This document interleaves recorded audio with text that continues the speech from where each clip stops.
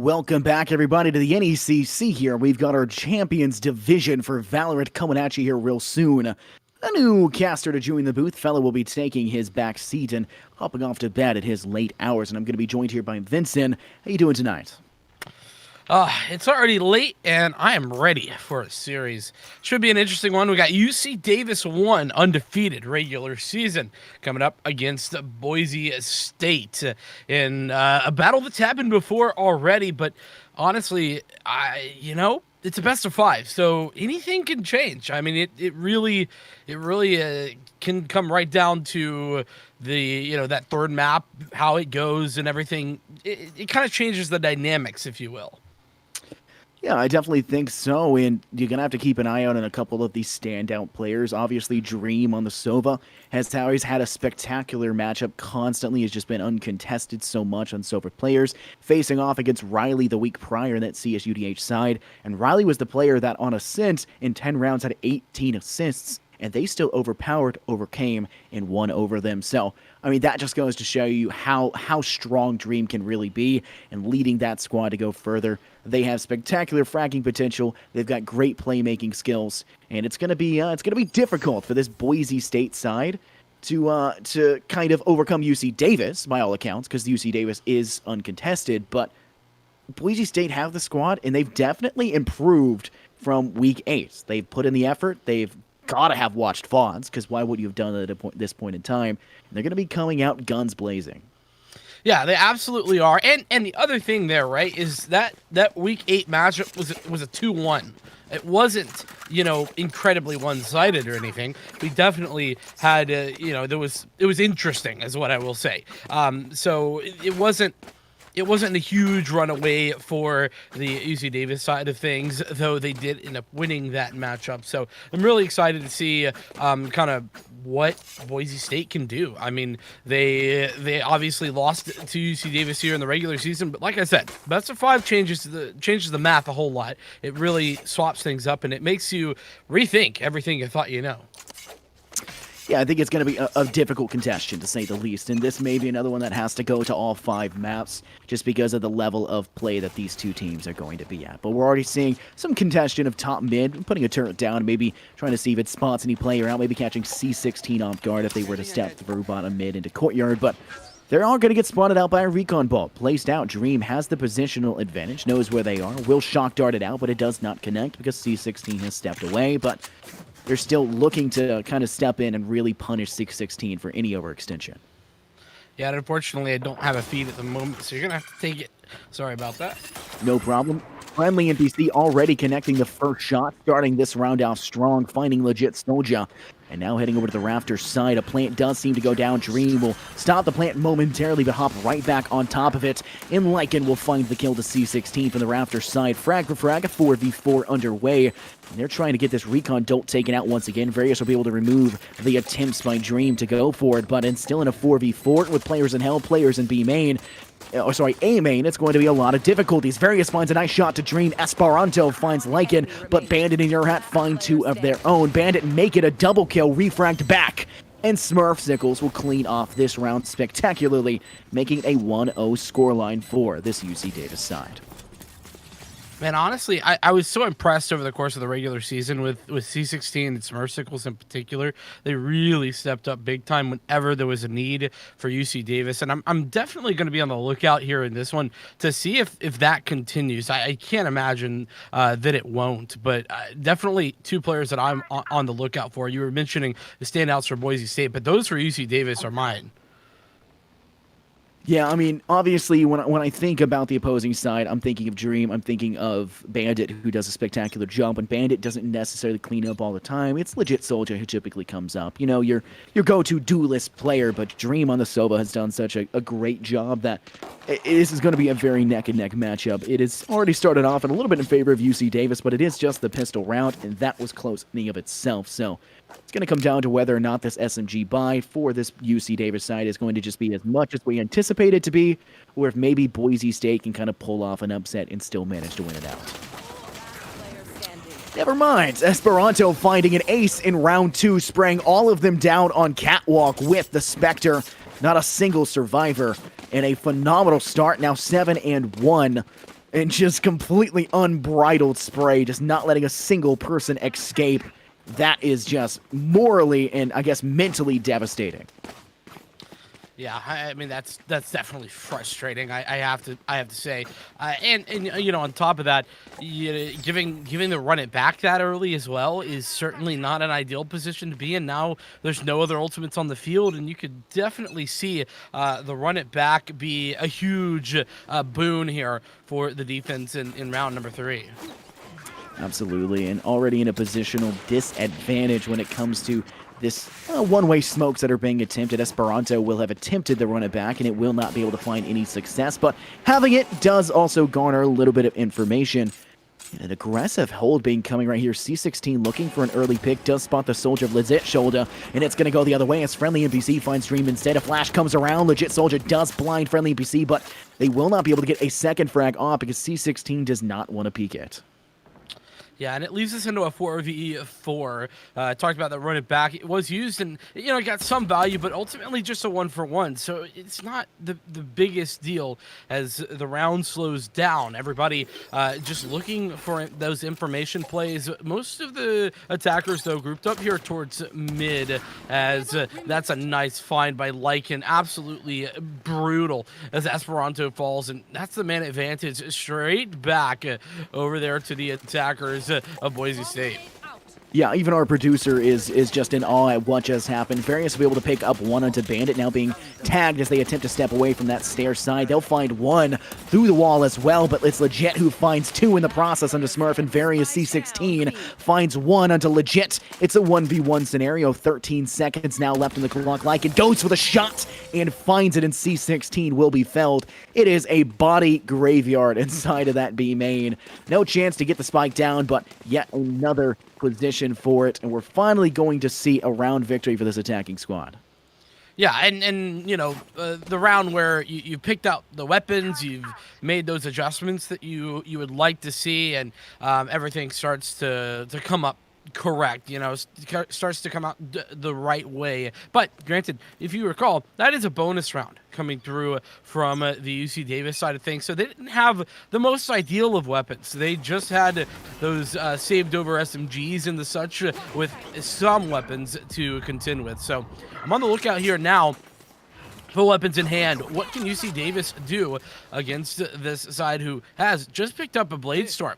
So run it back and Bladestorm available. That's certainly a very significant ultimate combo that could open up either of these sites. Absolutely, and Legit Soldier just kind of waiting for the opportunity. You're seeing C16 sitting in, I believe, to be a very advantageous position of bottom mid, looking for maybe one player to step up towards Puppy, maybe try and play in Cubby, but Bandit with the Bladestorm ready could, you know, updraft themselves into a position, maybe catch them off guard, but Various could refrag if it does come through, now sitting in the very bottom of mid near the defender side at spawn. They're going to decide to just take a step away. It's a very slow attack that's coming through, which kind of lets them think that they need to step away, but they're stepping to the wrong site. 3 on A site and only 1 on B, with 1 sitting in mid, and it looks to be a completely B-sided push with all 4 missing 1 to step through. Run it back from Legit Soldier comes through. They're going to step onto site. Smurfsicle's trapped inside defender spawn. Really no answer to come through. Bandit will find a Bladestorm kill into C16, starting themselves off strong, but in this current position, they're going to need more than that. Bandit finds 1. Your hat takes another into Various. Smurfsicles stops the bleeding ever so slightly into Dream, but the Bladestorm has to come through. Bandit low and still manages to find it for the 3K into Esperanto, but Smurfsicles will stop their reign short of the ultimate 4K. It's a nice little tap, though, through the air, but ultimately it is going to have to be a 4K for Smurfsicles if they want to win this round. Doing a bit of tag damage, but I think this may be looking unwinnable, and in fact, Smurfsicles may be feeling the same way. Elects to get out and recollect that operator that was dropped by the Jet, and now hoping to just get away with this one. I think should probably, the money is not ideal for the attackers here for Boise State. They have some cash, but it's certainly not flowing. And so for that reason, Smurfsicle should get away with this operator, and that's certainly a big tool to come away with into the next round, and that makes things a little bit simpler, especially as the cash is not really there for the full purchase. I don't think for the the defense rather. UC Davis they really don't have enough to fully invest, and so C16 picking up that operator. We've seen what C16 can do with this weapon, so I'm definitely looking for some sort of aggressive play off the back of it. And right now, it's looking like it might be an aggressive play over there towards B, if I'm not mistaken. Though I can't tell. No. Actually, over here. Yeah, towards B. My apologies. There's 3 players there. I think they're trying to trade it off. I think they want to trade the operator off consistently, kind of let C16 take the first shot and maybe let Esperanto and maybe Smurf kind of repick it back up if they were to get fragged out instead. But it looks to be an attacking side to push coming to this A site. Bandit finds 2 on the entry. They'll try and spray and pray over towards Tree, but they won't find it. Instead, friendly NPC will be felled by Your Hat, but C16 with the operator finds Dream, but felled by Your Hat for their second of the round. And Esperanto, the last one standing. They have 7 kills to their name, but they'll need to make it 11 if they want any chance of winning this round. Yeah, I mean, this is a tough ask for anybody, but a sheriff in hand is absolutely a problem. But we'll have to see what they can do. I best case scenario for me here, just a frag. Get one gun out of the hands of your opponents, or potentially recover one for yourself. That's pretty nice if you're Esperanto. And then actually just does recover one, but then falls as well. So an unfortunate set of events there. But it does give the lead firmly into the hands here of Boise State. Yeah, holding that head glitch spot inside pocket of A site, just right below rafters, is just, once the audio cue is there, just stand up and take the shot. Really no need to worry about it beyond that. They played that exceptionally well. We're going to see it now, a 3-2 lead going forward. And this Boise State side, they're looking pretty. They've taken it up. They've got the operator. They're able to re-grab that up. Bandit's going to be picking that one up. It seems to be, and it's not too much of a shock to see, Jet constantly have that. But I think there is a little bit more that has to happen in terms of getting kills with it, because C16 has kind of struggled to do so. Maybe Bandit will do a better job of it, but with Your Hat having From the Shadows and C16 with Bladestorm, this may be the way that we see UC Davis try to climb back into this one, because they can release the hunter, they can find their prey, and then they can try and Bladestorm out the competition. It just really comes down to whether or not these ultimates will find impact. Yeah, I mean, it certainly is. And it has been somewhat limited impact, I would say, from ultimates in general this game just yet, but that could change right now. It's always, maybe an early storyline that just kind of falls away as we move forward, and especially in a gun round like this where everybody's got weapons. And once again, we're seeing some early rotations that we saw last time come away from B. It looks like Smurfsicle's on B, very, very much okay to just be here alone, whilst the rest of the team... 30 seconds Well, left. an unfortunate series of events just occurred. He had seemingly managed to disconnect, so an unfortunate timing, but now trying to push through. Bandit looking to maybe clear out Tree. There will be a recon bolt that is shot through.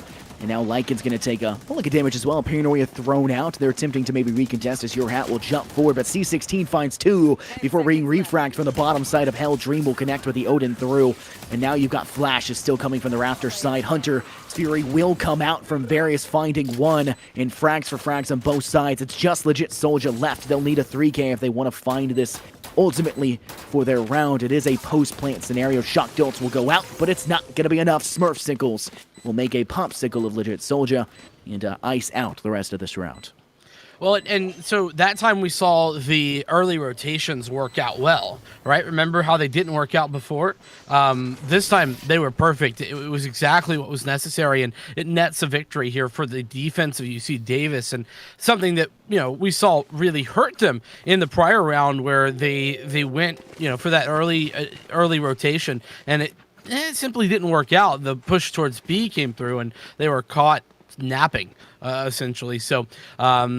I don't know what the call for that rotation was necessarily, but You know, I do think that the call worked out in their favor that time, and I'm going to be on the lookout to kind of see how that happens for the rest of this half. Time will have to tell what's going to occur. I mean, Owl Drone for Owl Drone placed inside B main. You're going to see some recon bolts come out as well from various, and of course from Dream, hoping to maybe catch a player off guard. Maybe a shock bolt from the player of various instead, but a difficult position to go through. It looks like they're going to try and spray through that B connecting wall leading into B main. Not really finding much success with it, but it does force that side to kind of take a step back, not liking what they're seeing. Boise State says, all right, we'll take control of mid, take control of courtyard and work from there, but take a look in that top left corner towards this B main right here at Dream. Still kind of in a very aggressive position. Make it an entry frag. Maybe a frag as that opposing Sova of various tries to step away. And that could lead to a snowball effect to allow this Boise State squad to kind of just rush through and take control of the side. It's a possibility, certainly, though. It looks like that Sova electing to maybe fall back a little bit as the rest of the team groups up over here in mid. Might be the B split that we could see as the three players push towards the market area. And there it is. The flash, though, from Esperanto is brilliant. It does find three, but ultimately only able to collect one of those players who are flashed up. And now it's all on to Various, who connects the shots wonderfully with this. Odin has two and continues suppressing fire. Your hat, though, finds the frag, and Swersickles comes around the corner for more in order to shut this round down with the judge with just 10 seconds left on the clock. Lycan has to do it all, and I think this is all over as Lycan doesn't have the time to play with, needs to just get the heck out of Dodge.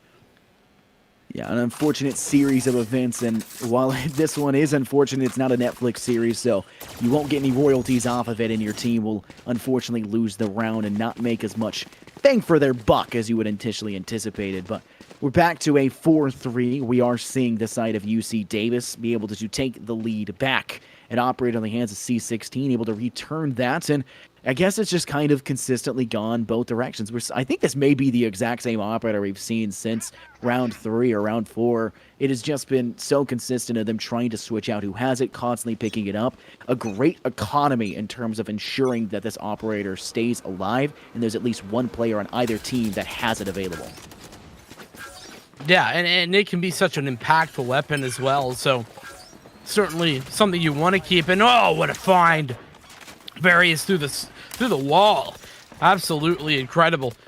Just, I mean, throws out the dart, the sonar, in order to find the information, and then here's the audio cue as well to give him that additional bit of info. So, I mean, that's certainly a way to start out a round, making it a 5v4 before you even see anybody on the attacker side. Boise State, they've got to be mauling over that one. Very frustrating way to lose the opening frag. Yeah, that's got to hurt so bad, and that's why bringing in Odin onto that B site. You'll see Cypress play to solo hold that, but you honestly just need to bring a Sova and just bring in Odin, and you can do just the same effect. Maybe have, in this case, you'll have Esperanto and the Phoenix to be a backup assistance where necessary, but they're really just a floater for that defensive side. But D16 with that operator finally finding impact with it will connect to the player upside. Nothing they can do about it as they attempted to step through A main, and now you've got two more trying to go through. Nanonades going off, C16 finding Bandit as they attempted once again, and Smurfsickles denies Dream as they stepped through tree. It's just your hat floating between A main and Winery. Doesn't seem to be a chance, but they'll connect to C16, which means an operator on the floor. They'll need to re-pick that one up, which may allow for them to overextend and may allow for him to pick up yet another, but damage goes through, and friendly NPC will find it. Yet another round in favor. UC Davis are looking hot. They absolutely are, and you know, I have to ask the question here. You know, where's the utility usage? Where's the you know, smokes, the dart covers, the curveballs coming through, or even the potential lockdown play? There's 5 ultimates ready there for the offense, but none of them being utilized by Boise State. It's a bit odd, to say the least. They had those tools at their disposal, but unable to really convert them into anything useful, and so, you know, something that maybe is an issue for them. We'll have to see, though, as the push comes out here. Once again, a dry swing, and C16 takes full advantage of it. The difficult position to be in, the attacker Killjoy lockdown will come through. Lycan able to find Various. Dream finds Esperanto, but Lycan collects the second to C16, and all of that hole towards Boathouse just in shambles. Nothing they can do about it. A 2v4 in play, and it doesn't look hot for Smurfsickles or friendly NPC. Dream removing the dreams, now a nightmare for Smurfsickles, and it's up to the friendly NPC, who has to be very unfriendly to the last 4 players if they want any chance of securing this round. They're already up by 2. They don't necessarily have to worry about losing this one. They'll still be up, but it could be a little difficult. You want to at least take one out with you, but they will be incapable of doing so. Bandit, at the bottom of sight, finding it, a tactical crouch to end things off as well, just making sure their presence is known, I guess you could say. But that is a desperation round win for the Boise State side. Their economy would not have been able to handle a loss. They're barely able to handle the win and get a full buy situation of rifles and the Odin for their entire squad.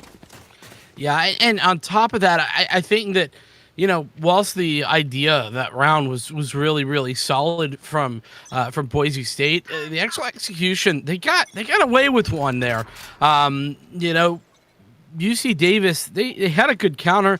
They just got kind of rolled over when it came to the straight up aggression. I don't think they were ready for Boise State to commit so aggressively so early. Normally you see a team waiting to the last seconds of that lockdown in order to push in, but in this case, Boise State, they pushed in with ample time left on the lockdown, and so I think it caught UC Davis off guard. So either way, it is an interesting situation and an interesting scenario. An operator battle going on here over towards A. Bandit, C16, both taking pop shots. They both spot each other once again, but unable to connect any shots as the bullets whiz by their heads. Yeah, this is an interesting battle, to say the least. Even if it doesn't connect, it's a mind game. It's kind of desperation. It kind of can be difficult. Speaking of things being a little bit difficult, now you've got Boise State a man down because you're just losing that Odin battle through that B main wall. I mean, Various has had, what, 2-3 wallbang kills from that exact position, and Dream just doesn't know what to do with it. Legit Shoulder was the last victim. Now Dream will be instead. And in a 5v4, they'll be forced to use their run it back to step onto the site. This is the utility you were talking about that they needed, but C16 finds Lycan because Legit Soldier couldn't step in time. They'll find a wallbang into C16, hunting for their own. They'll get the run it back to run at a time, but Esperanto in their own will not be enough. The Hunter's Fury from Various comes through. Your hat will be taken out. And they're trying to hunt the Phoenix player as well, but the friendly NPC from behind stepping through Switch will find Bandit, and it's just Legit Soldier stuck in Winery. Not much they can do, and time will not be on their side. Oh, and an unfortunate loss of the weapon as well there from Legit Soldier.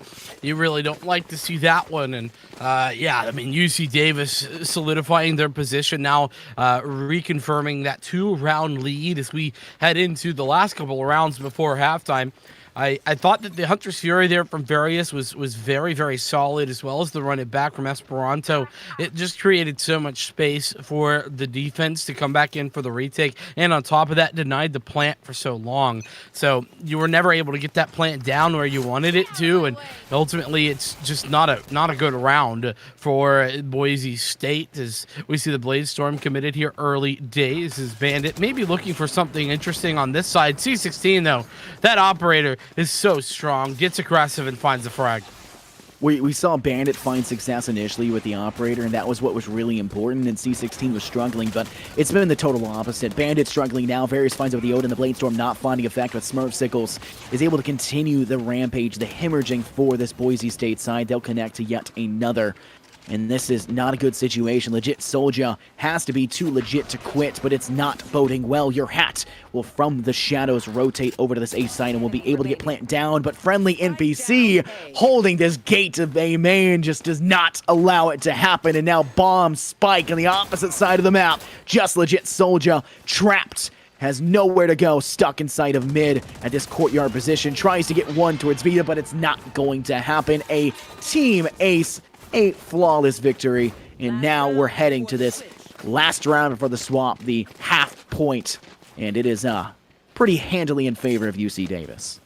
Yeah, the cash especially in favor of UC Davis. Look at the money. It's brutal. You got nothing really available. No real rifles, I should say. You're going to be able to pull out the SMGs, but, that's not ideal for Boise State. You're going to have to maybe, turn up the pace, try to figure something aggressive. It looks like that's what they're going to do as the A push looks to come in, but C16's here, as is the friendly NPC, and lots of utility to deny this area, not to mention a lockdown as well, potentially for the retake. So, comboed with the Bladestorm as well. I don't think that this push is going to be all that effective.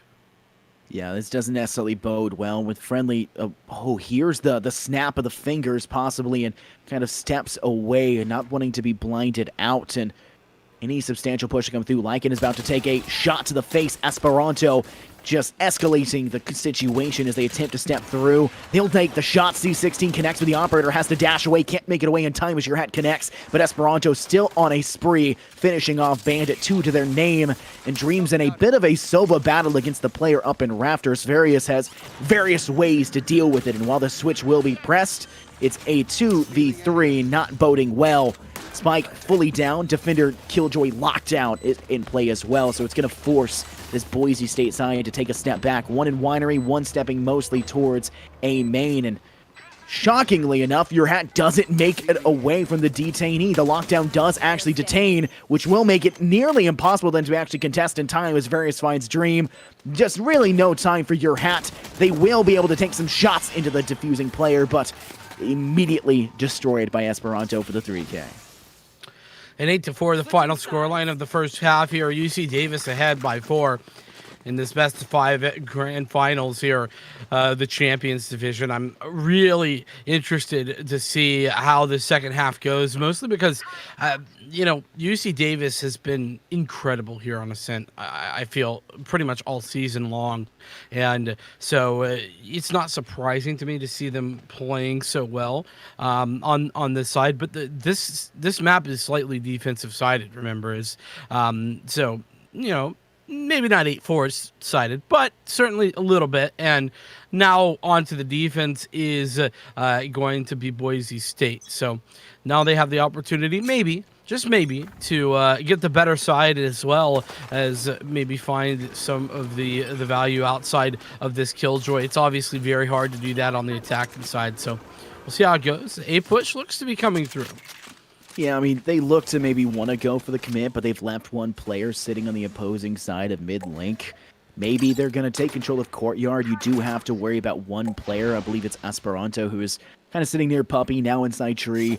So a lot of positional advantages being held right now by UC Davis. They have put themselves in a position to kind of clear any sites, and they're making the slow rotation back around. They have sight of Catwalk. They have sight of bottom mid, and they're looking to maybe full send into B now. And the rotation away from those two defenders on A might just be enough to give them at least a semblance or maybe a hint of what's to come for this next engagement. Yeah, and slow and methodical is the name of the game at the moment for UC Davis. They aren't giving anything away whatsoever, and now as the dark covers fade, the opposing dark covers here from the offense come in, as well as the cloud bursts as the push comes through, but it's your hat, the first of defending, and Various takes that frag away, making it an even situation, but short-lived, as Smurfsicles comes back in, Lycan as well, with the trade. So, trades on the entry here, but now it's going to have to be a retake, and it's going to be particularly hard, particularly as Various and friendly NPC have a nice crossfire set up. And Various, that's a very nice frag. A second as well as friendly NPC spots out the third. Low HP on Dreammaker is going to make that even more difficult as recovering a classic over a ghost. Not sure about that one. Maybe looking for the right clicks. Something a little cheeky, but ultimately it's a matter of time as Various closes down a quad kill in the round. Very well done by Various. And, I talked about the pistol round being important for Boise State and getting a good start there on the defense. That's not what I wanted to see in Prognosis.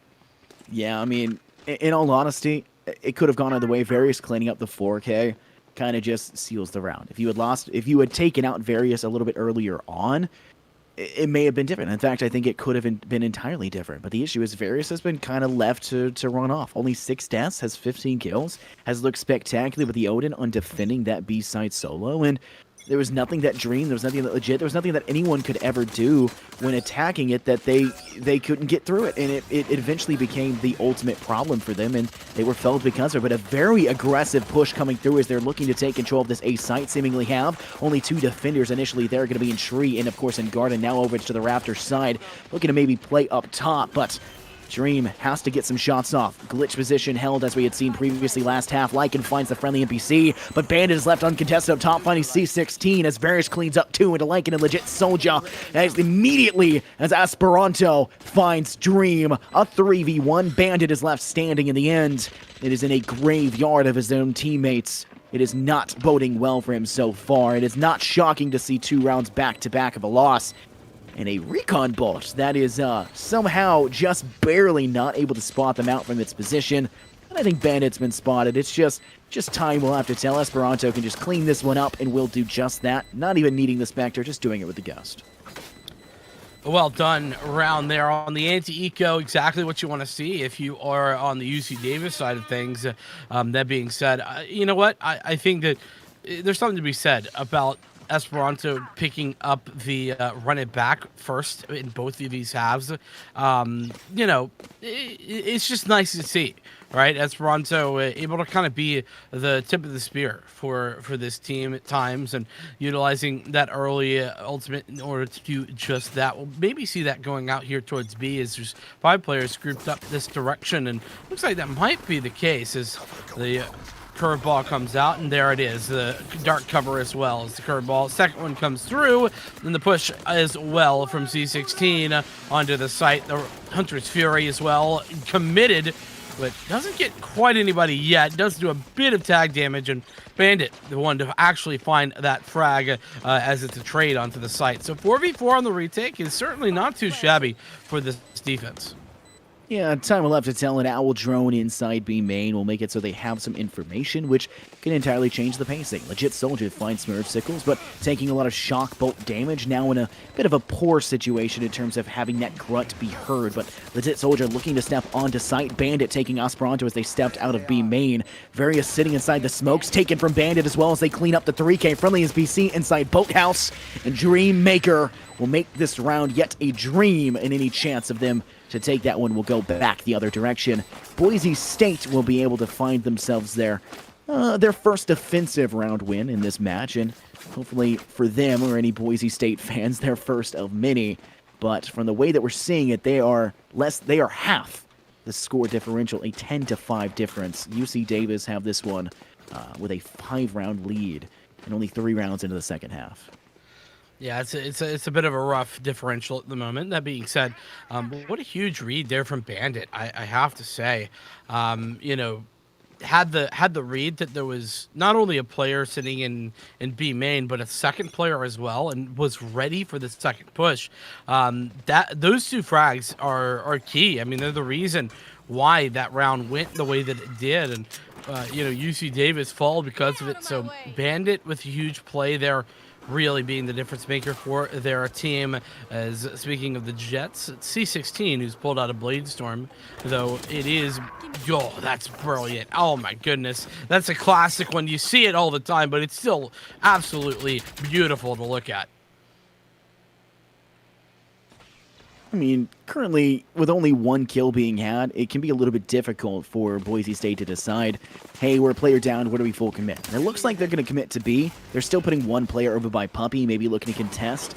It doesn't seem to work out for them initially, but Legit Soldier will win the fight with a Phantom into the friendly NPC. C16 felled by Lycan. They now have the lead. They brought it back from a 4v5, now to the 4v3. Lycan connects to another Dream, taken out for the count by Smurf Sickles, looking to continue the hunt, but Lycan has placed down Utility, looking to continue going forward. Various finds Lycan, Legit finds Various, a 2v1, and now a 2v0. Legit Soldier cleans up Smurfsicle, and they'll be able to defuse with plenty of time to spare.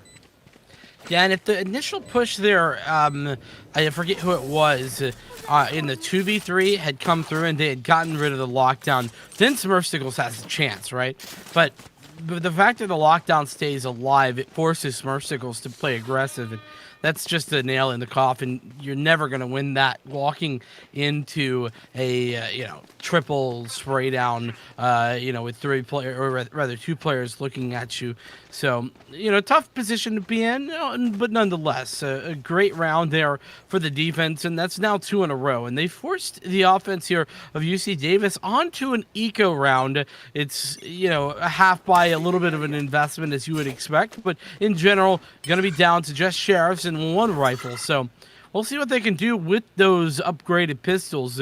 UC Davis are certainly lethal with any weapon, but maybe a little bit less so when they don't have rifles in hand. I mean, you got to spend money to make money here, Vincent, and I think that's what we're seeing at this point in time. They are trying to even out their economy. This is a very older style CS trick to just make it so that you always are sure of yourselves all across the board to maintain coherent team grouping at the very least for your money situation. And they can also just trade out the rifles when it comes down to it. Go for an early peek around a corner, die if you have to. If you can't get the frag, try to go for a trade, and then immediately have your player behind pick it up again. And it allows for you to play a little bit more aggressive while also keeping a safe space for yourself to ensure that your team can, continue to go onward even if you die. It's not completely wasted money, but it can ultimately be a waste if you aren't able to get frags whatsoever. Yeah, well, we'll see how it goes. It's certainly a good idea, but 30 seconds left. the execution is what matters the most. As one player here trying to sell the fake over towards A, everybody else hitting B. The dark covers go out at B, and the push comes through. Smurfsicles with the frag. Nice headshot to take down your hat. Ooh, the re-aggression there on the run it back, not successful either. The crossfire from friendly NPC and Smurfsicles far too strong. That push over there by C16 doesn't go out the way that they would have liked. And legit Soja with the hot hands able to make it very, very uncomfortable as NPC gets another frag, tries to line up a second, but it's Dreammaker who's lined up 3 in the round.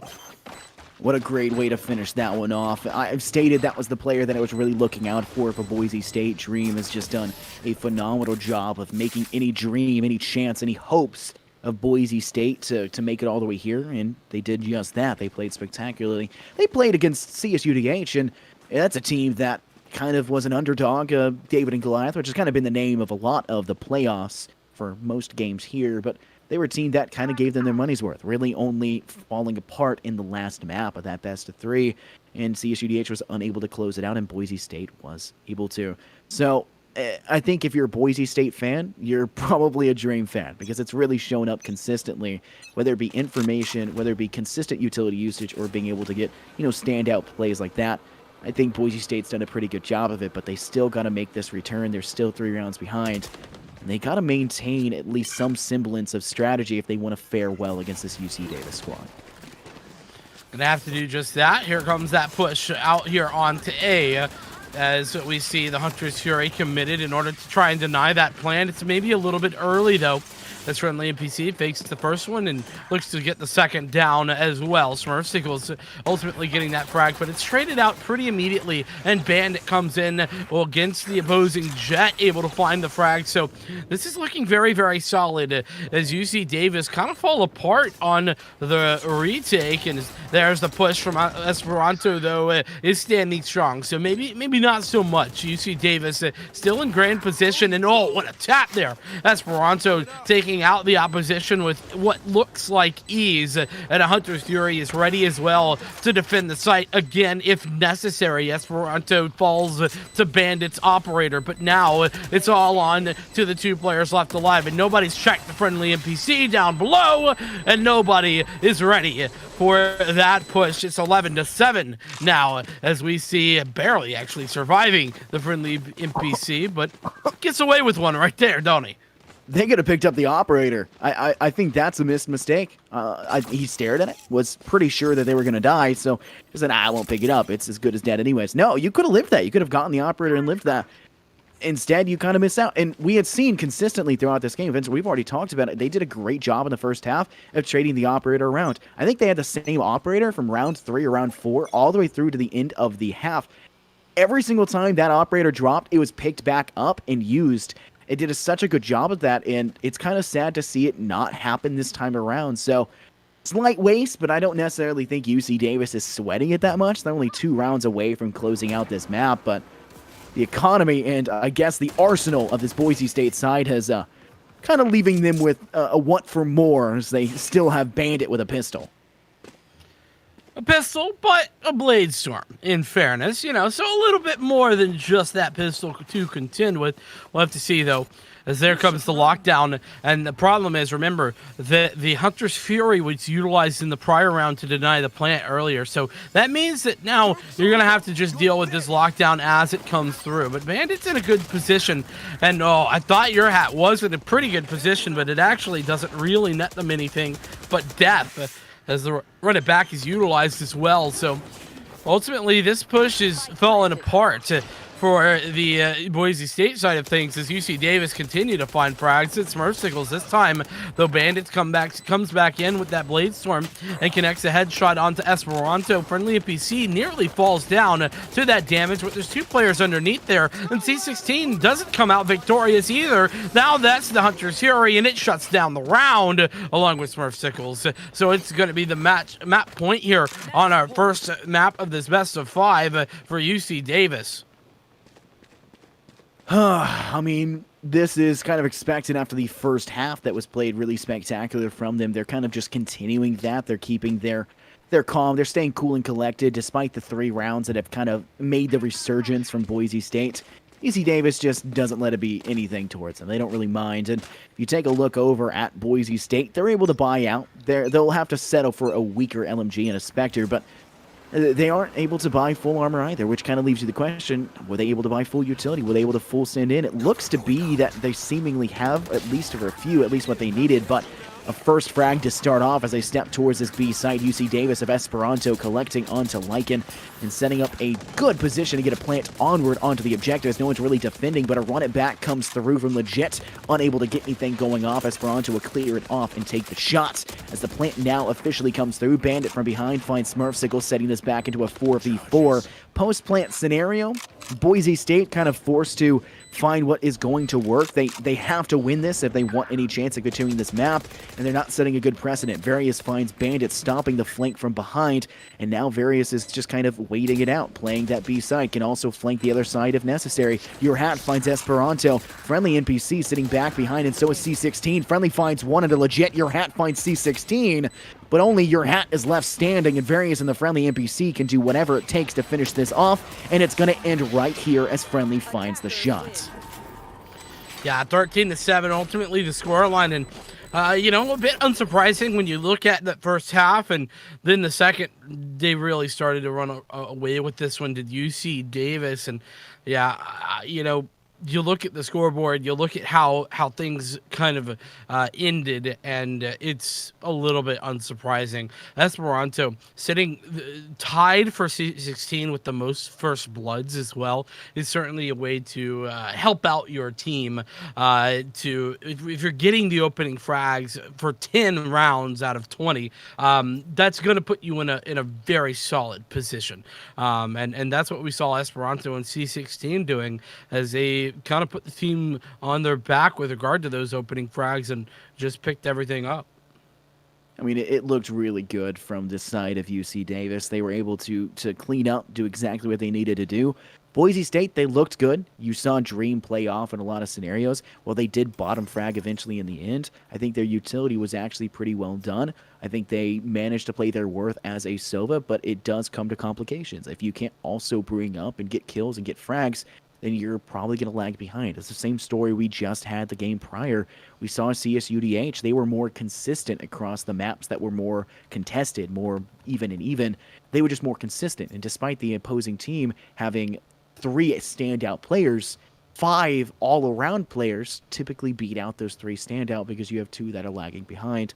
And it's just UC Davis has their players. They have standout players, 2 with 20 kills, and then they just didn't have a single player be below that 10-kill mark. Yeah, and that's part of the issue, right? You know, not necessarily everybody picking up all the frags necessary there on the Boise State side of things, but you know, all things considered, we definitely look to have a maybe a better showing as we move towards map number 2, which will be Bind.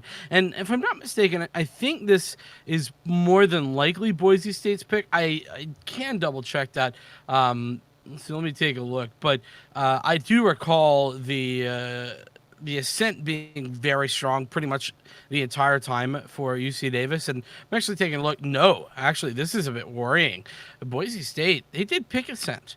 And that means that UC Davis, they got Bind, and that's a bit scary. I wouldn't have expected that, but oh well.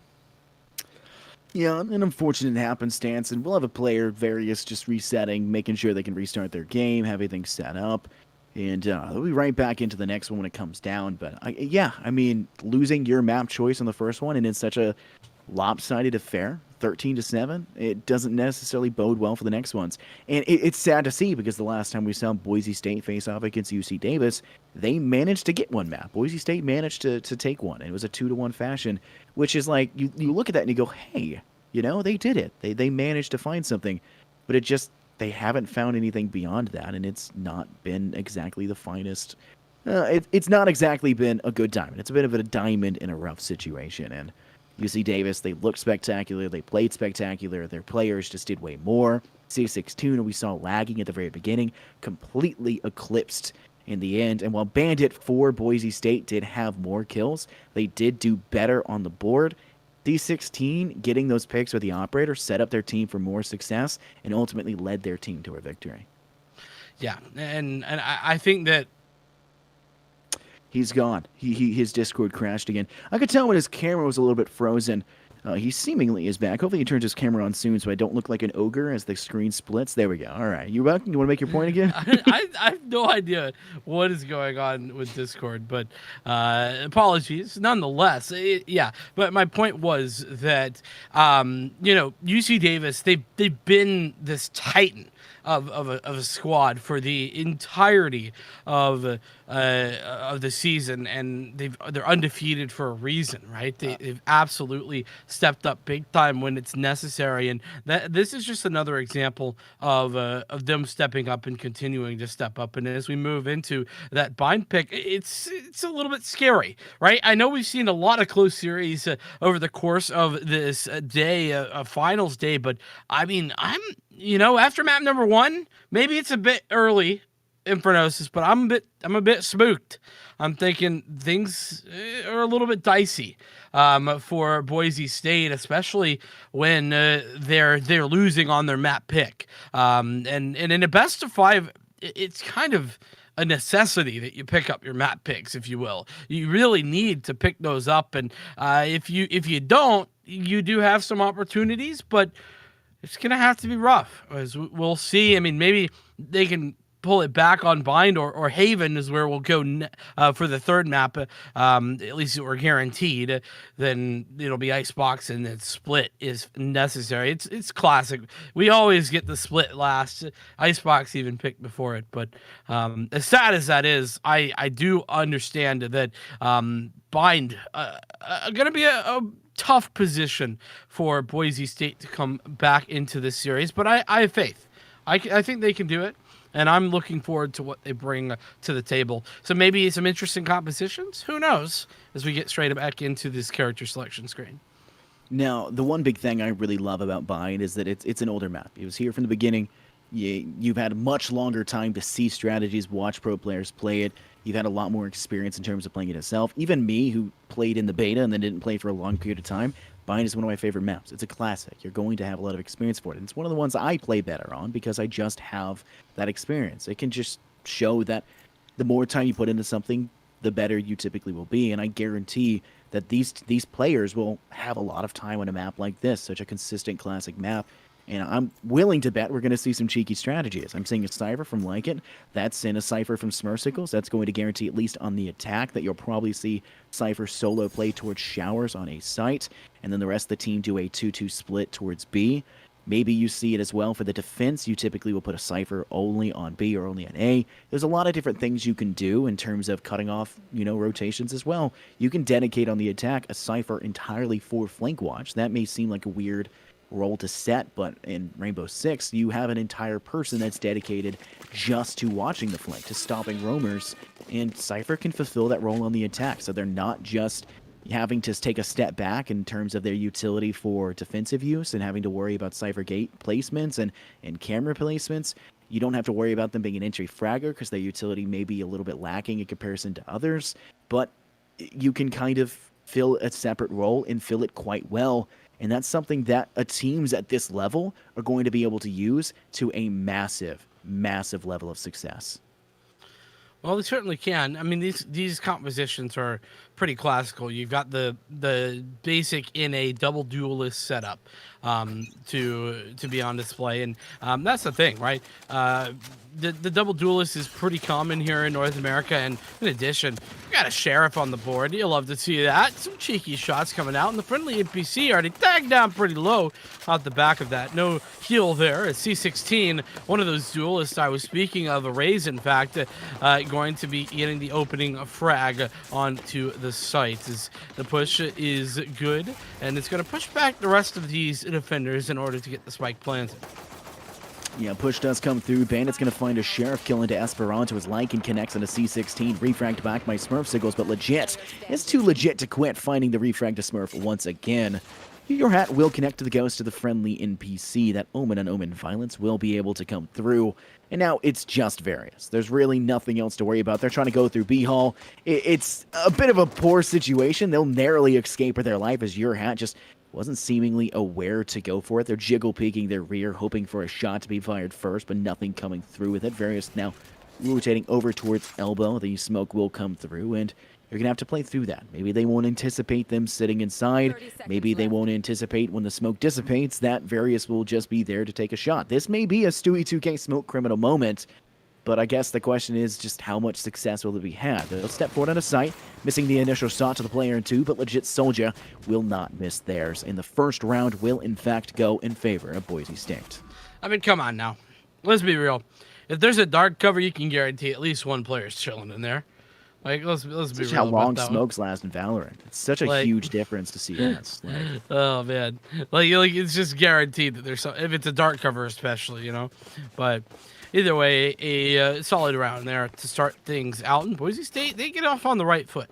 Absolutely well done, and I really loved their rotations. They were very decisive in it. They got aggressive, right? They played for information, but once the information was gained and they fell back, it did net a frag here there for UC Davis, but they got out quick enough that they were able to create that rotation very, very quickly and come back in at the right time. So looking fairly strong there on the defense as Boise State is.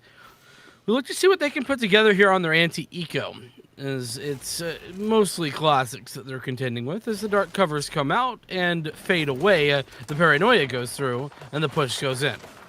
It's like UC Davis just kind of favoring getting utility instead of worrying about any sidearms. But they'll trade 1-for-1, a 4v4. Spike will be getting planted down. Various will have that through, so UC Davis will get a little bit of a cash influx off of it. But with 3 players holding U-Haul, I mean, a single bit of utility thrown from Boise will be able to have some substantial impact as well. Maybe you hot hands it over. Maybe you just rush forward to the wall. But Legit Soldier from behind has an opportunity to maybe catch some off guard and will flash out corner of A Cubby, and unfortunately will flash themselves in the process. But Your Hat, Dreammaker, and Bandit find their own, collecting the last 3, and Dream will finish off Various for the last 4.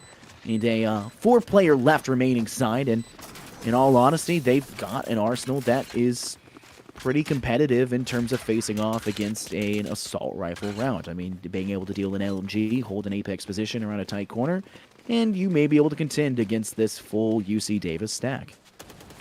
I mean, it's certainly not favored, but I definitely think you can contend, as we are looking at like you said, full rifles across the board, 2 Vandals and 3 Phantoms. As it looks as if maybe we'll see UC Davis look towards a quick B aggression. We could, of course, see that Boombot clear out Hookah early from C16 on the right side. I think that's what has been happening here early rounds, as the Owl drone is going to push up, find some information, and push out the rest of this long area. So that orb nets a run it back is Esperanto once again. First ultimate on the board, using it to great success. Yeah, running it back, trying to get some kills on site. He'll get his head tagged, but it doesn't seem to matter. Varus will clean up the kill onto Lycan. And now a player disadvantage. Boise State have some questions that need to be answered, and UC Davis is coming up with the answer. Smurfsickles finds yet another kill onto Dream. Now a 2-player disadvantage for Boise State. It's looking like UC Davis's rifles are just too big of a hill to climb for Boise. Maybe they're just used to flat lands. I genuinely don't know where Boise State is because I don't even know where I live half the time, but it could be a difficult player. Player inside of Octagon, Esperanto from Garden, finding legit Soldier. Bandit taking out B-Hall with some assistance. They're not really able to get anything going for them, but they know a player is sitting in B cubby. They know a couple are inside Tube.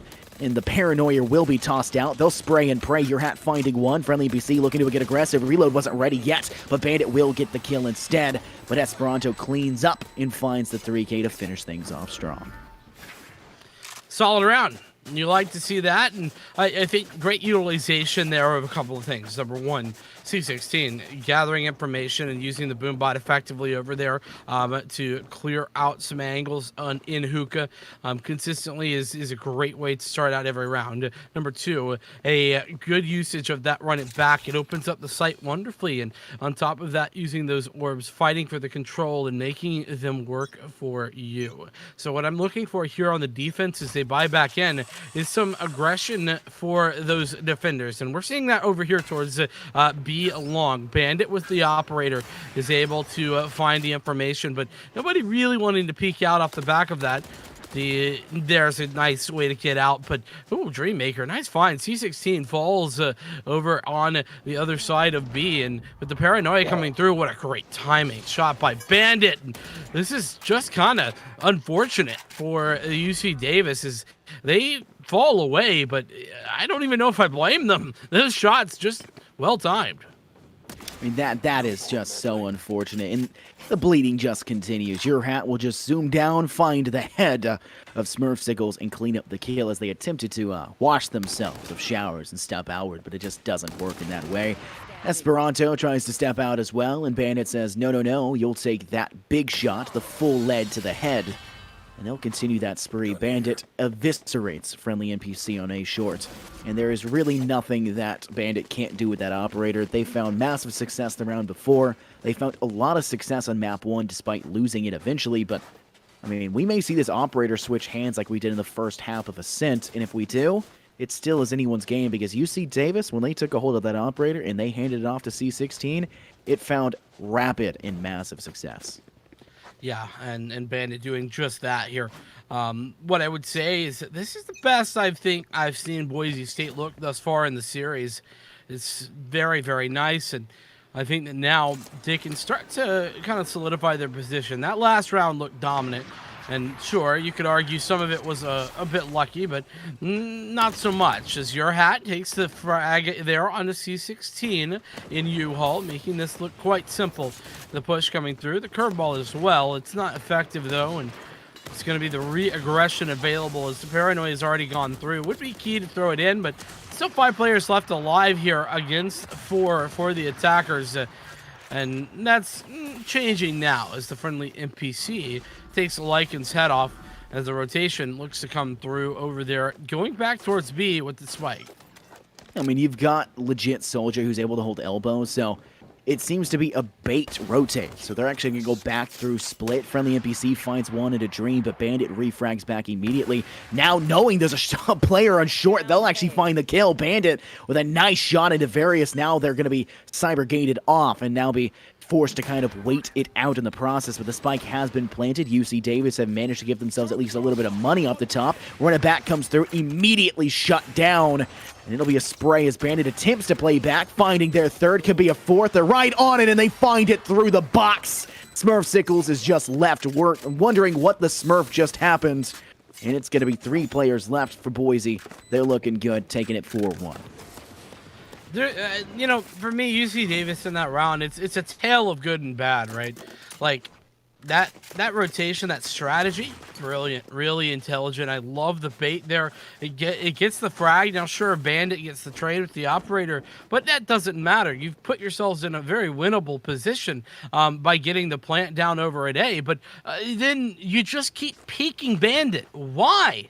Stop peeking the operator without any utility. It's really quite simple. And I just don't understand why you're going to continue swinging that if you're Esperanto. You used to run it back to swing it as well. Just hoping and praying that you're going to win a sheriff versus an operator. That's not going to go your way more times than I can count. So, a little bit of questionable decisions, I think, there from the late stages of the round. But an overall really intelligent strategy.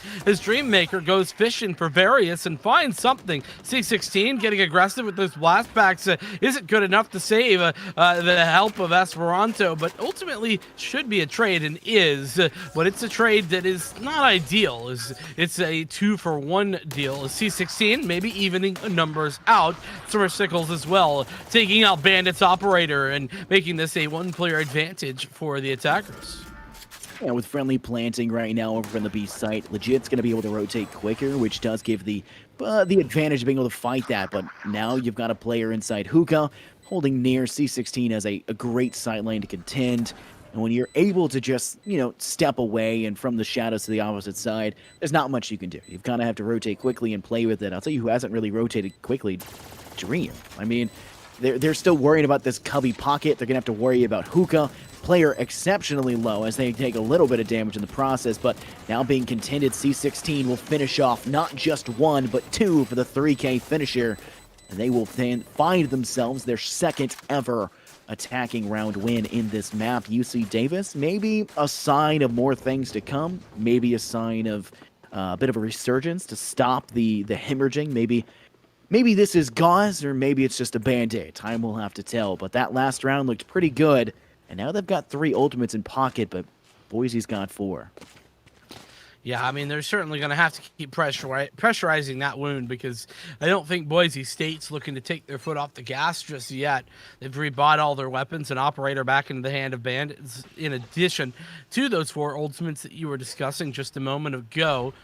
Could be a couple of tools to open up the round, most specifically that showstopper, but that's certainly a way to do it. Esperanto through the side of a box takes your hat for a ride, and it's not the good kind, mind you, as they push back in here over towards A, as the potential showstopper could come out, but it's actually the plant there for C16 as they get that down. It's 5v4. The retake needing to be brilliant and, well, run it back utilized initially.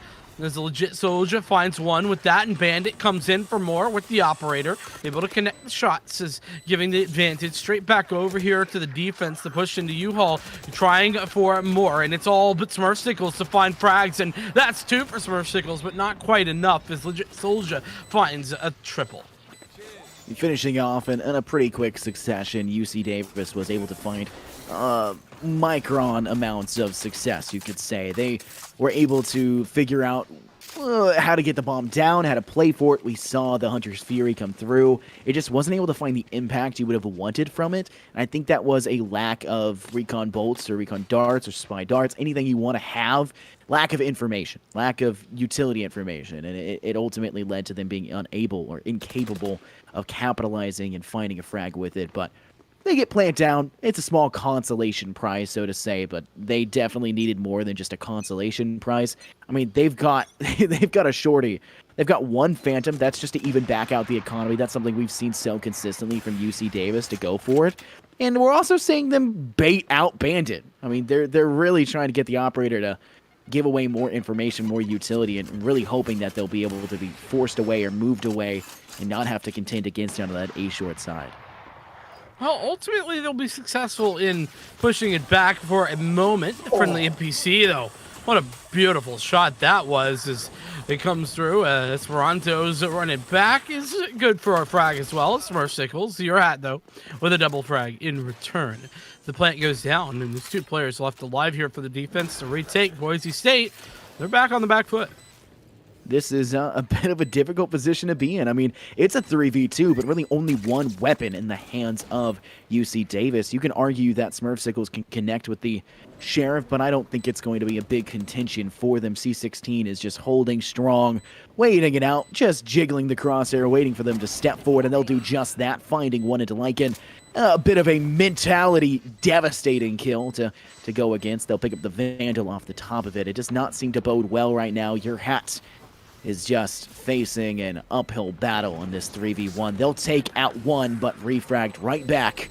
Your hat does get the 3K, but couldn't complete the ace to give themselves the chance of winning that round. Yeah, and your hat's got to be fuming at that one. Had 2 frags there on the entry, and then the only player to get anything on the retake.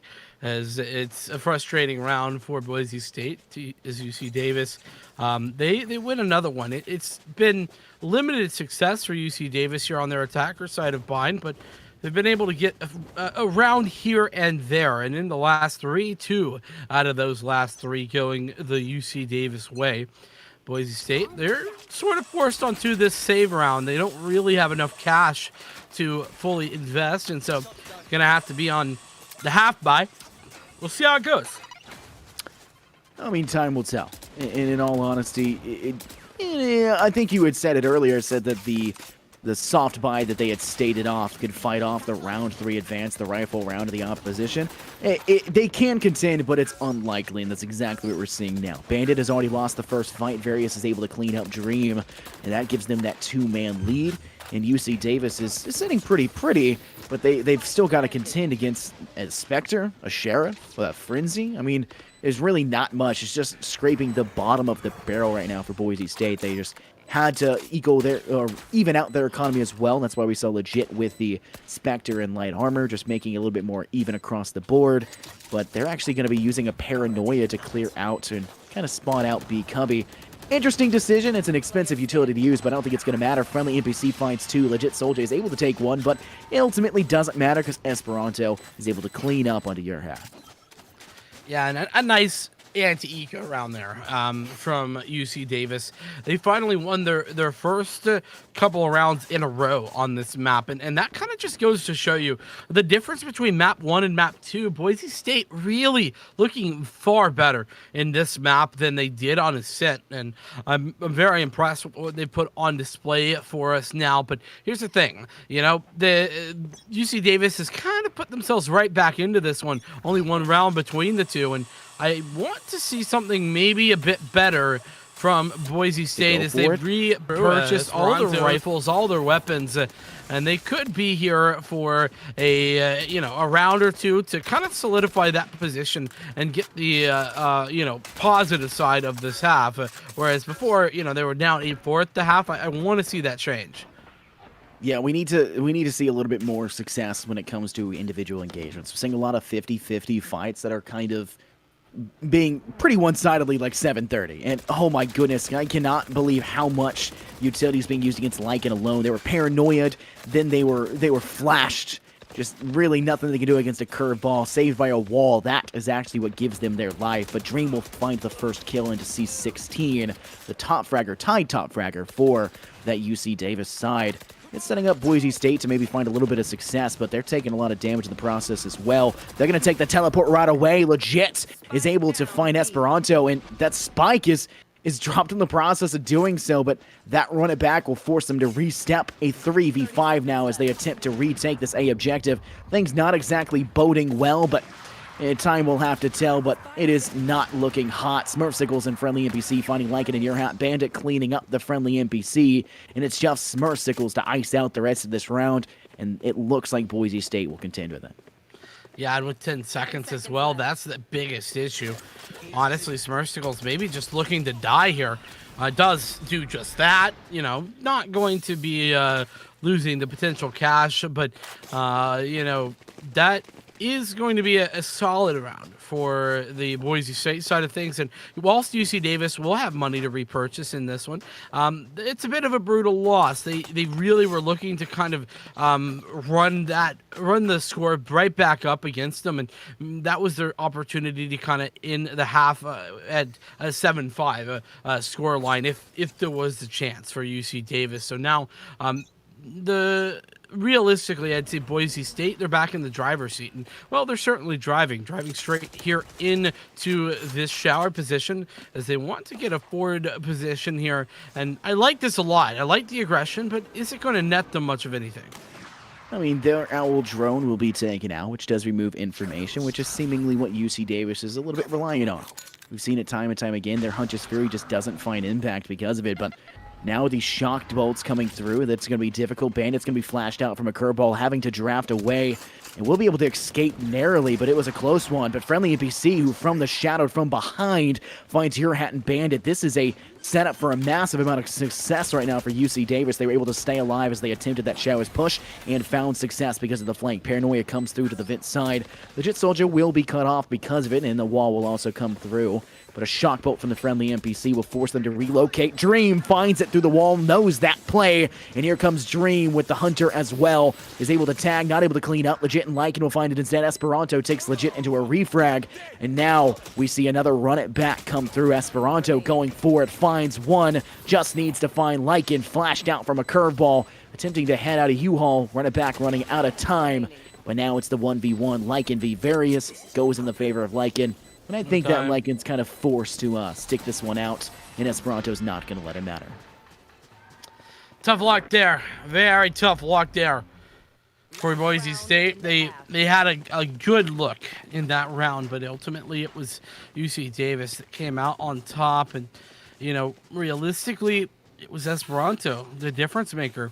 Talked about him in the prior game, in the prior map, I should say, and continually been spoken about in this one. You know, whether it be 616 or Esperanto, who's been opening up these rounds. It was this time for Esperanto, the triple kill off the back of, number one, some nice entries, and then obviously the run it back in addition. So great job. Good find as the push is coming through. That's going to be the showstopper thrown out, but it doesn't really connect with anything. Don't think I've seen very many showstopper kills this game, but friendly NPC doesn't need any bazookas when he's got rifles. The double kill coming through, and the Blade Storm not connecting with much of anything there for the Bandit. And now it's going to have to be the retake, because From the Shadows is committed, and Bandit's Blade Storm finally connects. So 3 players left alive here against 2 as the retake comes through. Yeah, post-plant's an error that's not necessarily boding well right now. Bandit just trying for their best. Your hat will make it closer, but Various immediately refrags back, avenging Smurfsicles. And now C16 and Various just have to kind of chill out. Ice Bandit out for the count. It doesn't really take too much to do it. They just need to play safe. They've got the crossfire, and C16 will capitalize. Various, celebrating with a bit of a Hunter's Fury, showing off their wrath, and this halftime switch will kind of be another pacemaker. He was able to see the 6-6 split at half. UC Davis was able to make the return after a devastating, at one point in time, 5-2 split. Indeed, yeah, it was a frustrating position for UC Davis to start out in, but they've really ramped themselves up as this game 2 has gone on, and now it's very, very even. This map as well, slightly defensive sided, but that's a very slight, very, very slight.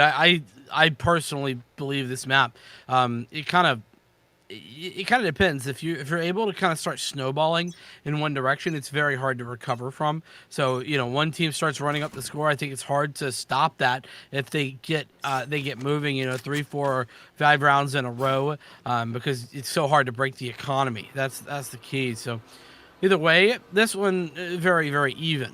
And nobody really able to get that snowball going. Lots of information gained by that owl drone, but I think it actually might be a bit of a problem, because it just barely didn't spot out the one player sitting around the triple box. So they might be baited into a false sense of security over a day, but it doesn't look as if the push is going that direction anyway. So for Boise State, it looks like it might not matter all that much.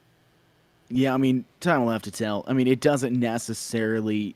I guess like it's not as impactful, so to say. The pistol round is basically you win one, you've got an 80% chance of winning the second to follow through, and that's small eco, and then you've probably going to lose the rifle round that comes after. It's just a 2 round and then brought to a 1 round, so While it is a one-round lead in terms of being able to refrag and back out, it's not the end of the world.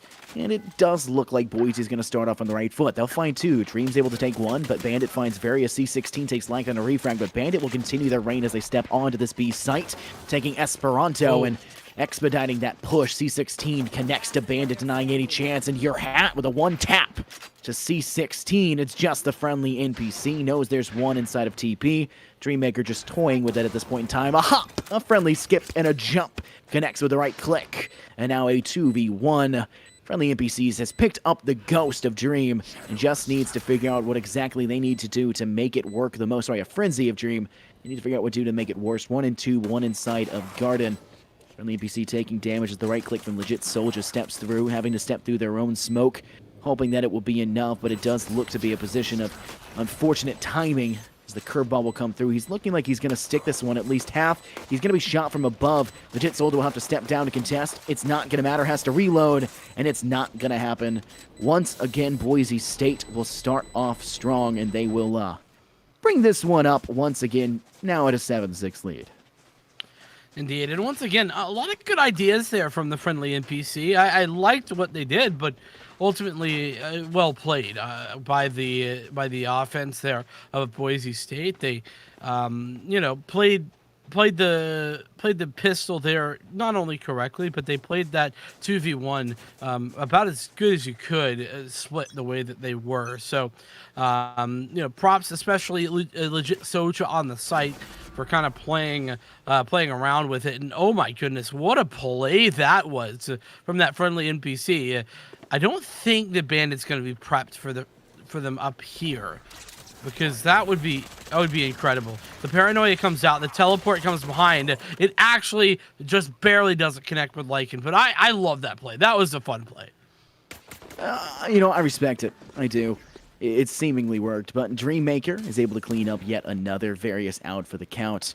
And it looks like another one of these UC Davis, like just full sin bottom pistol, just keeping their base set. They're just going to continue to do that. They're not expecting too much, and they're not getting too much out of it. Bandit will find C16, just Smurf, Sickles, and Esperanto left. Esperanto dropping down, maybe trying to catch Dream inside a pocket of heaven. But it doesn't seemingly matter. Smurf Sickles left in a 1v5, and if there's one person you expect to do it, it's not Smurf Sickles. But, a man can dream, but Dream will rip it away from you. Well, yeah, those dreams not going to be working out in that situation, but 8-6 now. This is kind of like you were talking about, the standard start if you win that pistol, but now you're on to the third phase, if you will, that you were discussing. That's the bonus round, right? You got 4 Spectres and a Bulldog here for the attack side against what is full rifles on UC Davis. And, clearly UC Davis favored in this one, but we'll have to see if they can contend with the fast shooting of these SMGs, especially on the attacker side. These can be put to work quite easily, as there goes the utility, the flame wall, curve ball, everything else coming through. But ultimately it's C16 to find the first frag, and Smurf Sickles with the second. Her hat does trade eventually onto C16, but Smurf Sickles looking for even more through that dark cover is unable to connect. So 4 players alive now. The retake looking strong as the paranoia goes through. We are seeing even more curveballs, but it's ultimately still a trade. These trades not really favoring the attackers, as the Sova Dream tagged down heavily. The swing is good, even though they lined up. It wasn't going to work out, not with 11 HP. As there it is, the final of that opening 3-round set, going exactly the way you predicted. Yeah, it's just, I wish I had the exact number, the exact stats for what it's like, but I swear it's probably an 80-20 around that range for how it works. You win the first pistol, you're going to win the second when you SMG Force, and then you're more than likely going to lose against the Assault Rifle Rush for their full buy. It's not shocking. It's not unprecedented. It's super common. So it's nothing too jarring, but it does still give Boise, who wins their first pistol round, it still gives them that round lead. They're not able to full buy because Smurf was a little bit low on eco, and a lot of players, I guess you should say, for UC Davis died. Not all of them have full armor. And you also have an issue of the fact that one of them's using a judge, so they don't actually have a main handle, I guess, for an Arsenal. No rifle in their pocket, but an early kill does come through like it. I'm not exactly sure what happened. I must have missed that one as I blinked and might have fallen asleep in the process. Who knows at this point in time, in all honesty. But Bandit's taking a high ground position. He gets spotted out as the spy cam dart does come through, getting to a safety nest as they're trying to remove it off, but Smurfsickles does actually find success with the judge, taking one into Legit Soldier. Esperanto takes Bandit and NPC. The friendly one at that finds Dream in your hat, and they'll clean up in very quick succession to tie at the 8-8 margin. Yeah, and a very nice round. And you talked about the opening. It was C16's showstopper that opened things up. It really looked solid. And I was a bit critical, I think, of C16's showstoppers there in the opening half of this game. But that one connects, and it looks very, very pretty. The other thing is that C16 got so much information off the back of that push. There was only one player committed over towards A, everybody else at B. And when you use the showstopper over at A and you find that there's nobody there, it's a bit telling, to say the least. Yeah, I mean, it really does come down to, I guess, a lot of problems. It really can become a problem quickly as well. You will see Hunter's Fury come out, but Bandit's able to clean up now into 3 kills, a 3K, and Boise State have basically planted themselves pretty firmly here in this round. They're looking to make this a 9-8. I don't think they're going to have any problem to do so in this 5v2. C16 and Smurfsickles, they've got Vandal, they've got Phantom, they've got full armor. Honestly, if you save this, I wouldn't be shocked just to keep it up. But their economy is going to be even no matter what, so just go for it. It's not a big deal. Yeah, I wouldn't be hurt to see the save or the push. And looks like Bandit actually has solidified a quad kill, maybe looking for the ace, in fact. And I think that, yeah, they're going to let him go for it. Spray, not good enough to connect. Oh, your hat. How dare you, man. Come on, don't steal the ace away from Bandit like that. That's just toxic stuff. But either way, I mean, off the back of 3 ultimates, Boise State, they put themselves into the winning positions once again, even after that 2-round deficit where we saw UC Davis take things in pretty dominant fashion. It looks hot right now. I mean, Boise State, they have been able to keep it even, and that's honestly a good contention considering how lopsided Ascent really came out to be. It kind of becomes a struggle buck, a struggle fest in my mind about the internal turmoil that is this matchup. Hunter's Fury seemingly coming out now. I believe this is actually from Various, but it'll be Esperanto who's able to clean up the kill onto Dream. Legit able to refrag back to the friendly NPC, and Esperanto will have to hot hands out and maybe put themselves back up to max HP, but no one to the name. Legit Soldier going for the run it back is able to step forward, taking down a lot of damage in Esperanto. Now they're at, I believe, 1, but they will be able to stay alive because of that run it back still being in play. Various getting a tag shot across as well. It's just seemingly a very large engagement focused and centralized on Showers, but your hat has to make the rotation away. Can maybe come up a short, but I mean, look at that top right of the screen. C16 has an operator and has complete sight lines on that A short push. Yeah, this is a frustrating position, especially if you're the offense of Boise. But with 1 HP there on Esperanto, I mean, this is maybe doable. The push looks to come in. There it is. The find there by Bandit is brilliant, and Legit Soja finds another one. Now it's on the operator of C16, who takes the first shot, but then nades himself out, getting a little bit of team damage down. But that is ultimately the plant of the spike. It's 2v2 for the retake, the operator in hand. And the heal comes through from that hot hand. So very passive play at the moment here by the attackers. I'm interested to see how they utilize this, and especially because it's going to be hard to get aggressive as Legit Soldier swings, gets aggressive themselves, and makes the frag work. C16 falls, and oh, what a find by Smurfsickles. Straight through the wall, and the neural theft comes out in order to find the information. Now with the information gained, the spike's been tapped though, and the paranoia is good. Gonna have to do something a bit better as the tap comes through. It's far too gone. Unfortunately for Smurfsickles, it's all over as your hat plays it perfectly, waits it out, and makes it look very easy. Yeah, making it look easy indeed, and that is a massive round for Boise because they were at what, a 5v3 at a point in time, and it just making that comeback. And not only does that give them a big confidence booster to say, hey, we can do this, but it also makes UC Davis have to do a save, which is basically another guarantor of a round. This could very quickly become the 11-8 unless we see a miraculous play come through from UC Davis, and maybe the high noon somewhere in the world would be wherever UC Davis is. And it just might be the case. I know it's definitely not high noon here. It's 2:31 a.m. where I am, but at the very least, I know that I can't connect shots, so it never would matter what time it is. But it looks to be an A-short push. You do have two rotating and kind of holding B long, having a chance, maybe trying to contend towards Octagon, but they've left Spike inside near tunnel right outside of Spice, and your hat will connect the first kill of the round into C16.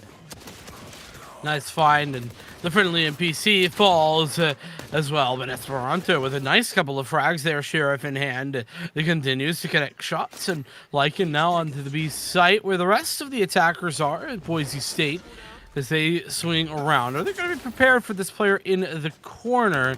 They've given it up before. Various though missing some shots as he kind of gets a little bit flustered. Does eventually find your hat, but ultimately it's a 1-for-1. So two players alive now, recovering with the rifles. It's actually huge frags. Legit Soldier is elected to rotate around. Smurfsicles finds the kill on B, leaving this into a 2-on-1 favoring UC Davis. Yeah, it looks like they're going to opt to go and take the teleporter coming towards Shower's side. A difficult post-plant scenario. They're going to both be coming up from Showers, maybe catching Legit Soldier off guard near U-Haul. It doesn't bode well. They're sitting pocket, cubby, trying to just maybe catch one easy pick. Legit is capable of doing so. We know for a fact, but the wall will come through. Esperanto has pinged, knows position, can go ahead and tap. And Legit is looking for maybe an opportunity to spray and pray, but they're actually still having a good position for it, setting up the crossfire, and Esperanto will clean up for the 3K. And that round, which I had stated was not going to bode well for them, and the last two have gone for the losing side and made that complete return. So this has been a pretty interesting last few rounds, I guess. Yeah, I definitely think that we are in a position now where it's kind of anybody's game. I mean, it's 9-10. There's so very little here between these two on this map. And, what a good turnaround from Boise State. I have to give credit where it's due, man. They got slapped around over on Ascent, and I'll be honest, I kind of expected that. I've really been impressed with UC Davis's Ascent throughout the entirety of the regular season, but now on Bind, this has just been a very different looking Boise State, and they've been consistently able to connect shots, make plays, and create opportunities where those didn't exist before. So still 5-on-5 here as we pass the a minute 20-second marker. And the push looking to maybe go over here towards A's. There's two committed short and two committed here in Showers. Yeah, I mean, it seems to be an interesting split. I mean, take a look in that left corner of your screen. You're going to be seeing, I believe, Bandit kind of taking an offward position inside of B short. Maybe just kind of hoping for an early pick, gathering information. Usually relegate that to a Cypher to do such a job. A Legit Soldier comes back with the run it back and maybe looking to find one. Going to get shot from Vint's side. Two players there, so it does give a lot of information to work with. Dream just having to wait for this smoke to dissipate, hoping and praying that once it does, they can kind of act on it. But Bandit will drop the windscreen and make it difficult for anything to come through. Wall is down, sees a position, Legit Soldier narrowly avoiding a shot as an Alodrome does tag Bandit. He's flashed, being forced out, has to windscreen once again, and Smurfsicles will collect with the first kill onward. A second one drops, Various finds it, a Legit Soldier, and Smurfsicles finds Dream. Various out for the count off of Lycan, and a 2v3 under play. Bandit and Lycan, the last two standing, make it just Lycan, who is felled just as quick. The friendly NPC is finding quite more than just a little bit of success. They end that one off. 3 strong and an operator in the pocket. That operator, we've seen how effective Bandit is with it. Just taking it out of Bandit's hands is so brilliant, right? I mean, I understand that in fairness, it was C16 who had it earlier, but just not allowing for Bandit to have an operator is definitely a positive. And on top of that, you have tied the score line straight back up. It's 10-10. double digits for both sides, and now a purchase coming in from both sides. So that said, Bandit a bit low on cash, going to use the Blade Storm in lieu of a rifle, but that Blade Storm, we've seen the effectiveness it can have, can certainly be a good find in lieu of that rifle. So we'll see how these things go. As there's only one ultimate here for the offensive note, and that's the Blade Storm. From the Shadows is online as well, but that's a little bit more difficult to find big value out of. So we'll be on the lookout for that one, but going to be maybe a little bit more tough. Well, I know you talked about it earlier. I think we've only seen one single showstopper kill this entire game, right? Yeah. I mean, it's been lackluster to say the least. It's really just been a great way to relegate, forcing a player out of a position and really catching them off guard, kind of making your presence be known. An operator attempted shot, but there's two inside of Hookah. Esperanto will clean up the kill into a legit soldier. And now Bandit stepping on with the Blade Storm is missing all of them, and now the ultimate's out for the count. Now only has the classic ready, and they're being healed up. Esperanto cleans up for their second. Various out for the count from Lycan, but Esperanto gets a 3 and a 4th onto Your Hat Lycan and friendly NPC. This is not the first ace we've seen stolen. We'll clean up the last. This is a phenomenal match. We're seeing it go neck and neck, but it's looking like UC Davis is beginning to stick their neck out just a little bit further than Boise. Yeah, it kind of seems like it, and here's the amazing part about this. I said it in our between game 1 and game 2, it's always UC Davis who seems to just step up at the right time to have the overperformance right when it's necessary. And here it is. Late in the half, they've just picked up 3 rounds in a row now, and they're going to have 3 ultimates to contend with here in this round as well. This one to go to a map point on map number 2, as they've already got a lead in the series. And C16, what a way to start things out. Through the wall, says goodbye to the Cypher there and makes it look quite simple as Dreammaker is caught out in the open. The Paranoia is going to net a push back, but ultimately the push here is good from the attackers here onto A, and friendly NPC finds that frag as well. I mean, this is just an almost lost cause. The running back from Legit Soldier. Sorry, not from Legit Soldier. The running back from Esperanto taken out for the count. Legit Soldier able to connect with it, and now they're kind of being hot hands down. Forced to kind of take a little bit of a step back. Flashed out as well as his curveballs come through. Bandit looking to contest as well inside U-Haul. It's not going to matter, though. Legit Soldier does find one to Various, but Esperanto an immediate refrag back, finding 2. Pulls out their own Sheriff, and now Your Hat just stands in the flames. Smurfsicles will actually steal the kill, but we all know who really did the damage. The Flames would have ended it off either way, and here is that match point. This is what Boise State were really opting to save for. They wanted to make sure they had maximum potential for this round. They wanted to make sure they had the full stability behind them of an economy, and really hoping that, maybe not relying on trickle-down economics to get it going. They're actually going to be able to make something of themselves. But either way, Boise State, they're going to have to win this, and UC Davis have wiggle room to not win this. And even if they lose, they'll have an economy for the next round. Well, here's the other thing, right? I hate to be that guy, but Bandit has really struggled here in the last 5 or 6 rounds to really get high impact and have any impact really, and that's kind of been the difference. Bandit was so impactful in the opening half and the majority of this game, and now the lack thereof is stunning. So be on the lookout here for Bandit's operator in this round as the curveball comes around the corner. It's C16 with the operator who finds the opener, but Bandit comes back and finds another one that looks just as good. Yeah, and you see the Hunter's Fury that came through. Bandit was able to dodge all but one, and the last one doesn't hit as well. Here comes that showstopper. It actually tags, but it's not enough. Your Hat founds 2. Bandit finds 1, and Bandit was able to make the impact in this round. Maybe they knew you were talking about them, and I did agree as well, but it's just up to Smurfsicles, and this doesn't necessarily bode well. And in 1v4, they've kind of got a lot to give. They'll find one in a Lycan, position now known, and they're going to have to step forward and make sure to stay safe in the process. Going to go ahead and use the Cypher ult, make sure they can spot it out. Positions will be compromised, knowing a basic position of each player. But the Paranoia thrown, and Bandit will not throw the round, connecting for the 3rd kill. I think Bandit heard you say, and now now is actually showing back up again. Absolutely, and here's the thing. Pulled up exactly when it was necessary. like I said, had a bit of a slow couple of rounds right there. Was struggling to get past that 24th frag, but then pulls out a 3K is absolutely remarkable and makes the difference for their team. Now it's going to be all on to the final round of regulation as we see if we're going to overtime or if we're going to see UC Davis solidify a 2-0 lead in this best of 5 series.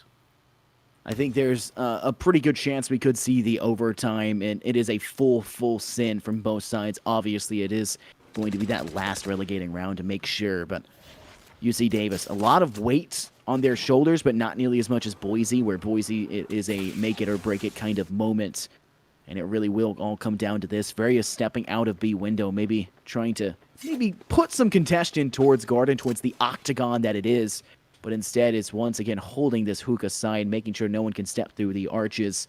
But the rotation seemingly coming through as Boise State kind of want to put their hat into the ring, or so to say, into the ace night instead. They're playing their time, playing it safe, and this 4 stack on B site may just be a waste from the UC Davis side. Standing ahead. Possibly, but we'll have to see. Joke's over. You're dead. There it is. That's the run it back utilized here by Legit Soja. Gets taken out there by C16's operator at Heaven. And now the push comes back in. That nicely done by C16 to kind of zone out these players. It finds yet another frag. Finally does fall, but it's a 2-for-1 deal, and that's certainly a good one as we get the push coming straight back through. As that running back didn't find any value, but maybe, just maybe, we'll see something more. Lycan's operator does do just that. We've not seen Lycan's operator for much this game, but it's still even across the board. The neural theft could potentially come out here for the offense, but the push comes through the U-Haul position, and the swing is good for Dream, who finds a double kill, and we're headed to overtime here. Yeah, that dreaded infinite overtime that it is Valorant. This is going to be a long one, to say the least. It's been so neck and neck, it's nearly impossible to say who really will find that first 2 W's on the attack and defense back-to-back. It really will be a difficulty, and I'm looking forward to seeing how this one will pan out. Of course, if UC Davis take it, that'll be that 2-map lead. They'll only need the 1. And if Boise State take it, then they are managing to tie it back up. We'll have to see what our booth says in between Map 2 and Map 3, as they'll have some words to bring up, some words of wisdom to talk about what they've been seeing throughout. But I know we've been seeing a lot from both sides, and I think Bandit's been showing us a lot as well. I mean, they were consistent throughout the first half, and they kind of slowed down a little in the second, but still 27 kills, that's a stat line. It's a good stat line. I don't want to take anything away from Bandit either. You know, talking about a slow second half, yeah, but still put the team in this position and continues to do just that. There's an operator frag, the follow-up, not to connect, but maybe the third, and there it is. As the push comes back through, 616 with a 1, but it's just a 1-for-1, and your hat does fall as well to Smurf Sickles, meaning that it's evened right back up. 2 players left alive here for the defense of Boise State as we see UC Davis get the plant down. Yeah, a difficult position to be in. Legit will go hot hands out, not making it over the top. They'll try to spray through boxes. Legit Soldier will actually be able to get the kill through. Smurf just not able to escape, and it's now left in a 1v2. Various is having to play this one out. Cage is going down. They'll lose the fight, and Lycan will collect. And it will be a very nice one to go through. Legit Soldier will get the defuse off, and we'll see Boise State take a 1-round lead going into the overtime. Yeah, and Lycan's had a bit of a slow game here, but honestly, in these last couple of rounds, has had high impact frags. Really, really impressive, and you know, turning things around here for Boise State is it's now their match point. This time they get to say, you know, what next? Show me what you got to UC Davis. It's not the other way around as it has been thus far in this series. So UC Davis now backs against the wall. Granted, they already have a 1-0 lead in the series, but they want to close it out quickly. There's no way they want to keep this moving. It's late for them even over on the West Coast, and I'm hoping that they are thinking the same as me, because I'm certainly enjoying this series, though it's a bit late. Yeah, I mean, very late, 3 a.m. here, so no matter what, I mean, I'm here throughout, but a lot of time is on the line for both sides. A lot is having to go on. It's later and later, more and more mistakes will be made, but mistakes seemingly on the side of Boise as they'll lose legit Soldier and Lycan pretty early on. Now they're looking to continue to capitalize off. UC Davis looking to step forward, maybe play a little bit more aggressive. A Boombot will come out. Dreamsmaker will be able to take it out as they'll toss the paint shells through. C16 winning the engagement with the Phantom. Bandit has been bringing that operator every time, which allows them to have a very strong weapon, but with no real defense behind it. They can kind of dash away to maybe save themselves, but in all honesty, it is just a paper tank. You're paper thin in the process. Your hat finds Various, but the friendly NPC, the other Omen, is able to find Bandit, and in the end, finding your hat, tying it right back. And now we're going to see it go to another set of rounds in overtime. Indeed, we will. And I would like to argue that push there at the beginning, those two players falling for Boise State, was actually not a mistake on their part. They played it well. The thing was that UC Davis actually made a very intelligent information gathering play with 3 players pushing over towards long, and it just was them outplaying Boise State in that position that netted them that not only information but the double kill. So, whilst sure you could call it a mistake, I think that maybe a bit unfair to the Boise State side, as they certainly have been putting on a show for us here. It's tied right back up though, and UC Davis, they seem to have something to prove. Yeah, it's looking pretty good. I think UC Davis is like, we don't want to take this loss, not only just in the final in general, because we are 9-0 leading into this undefeated, but we also don't want to take a map 2 loss. It is getting late for everyone, and the later it gets, the more mistakes you make, and it really is, it's a battle of attrition.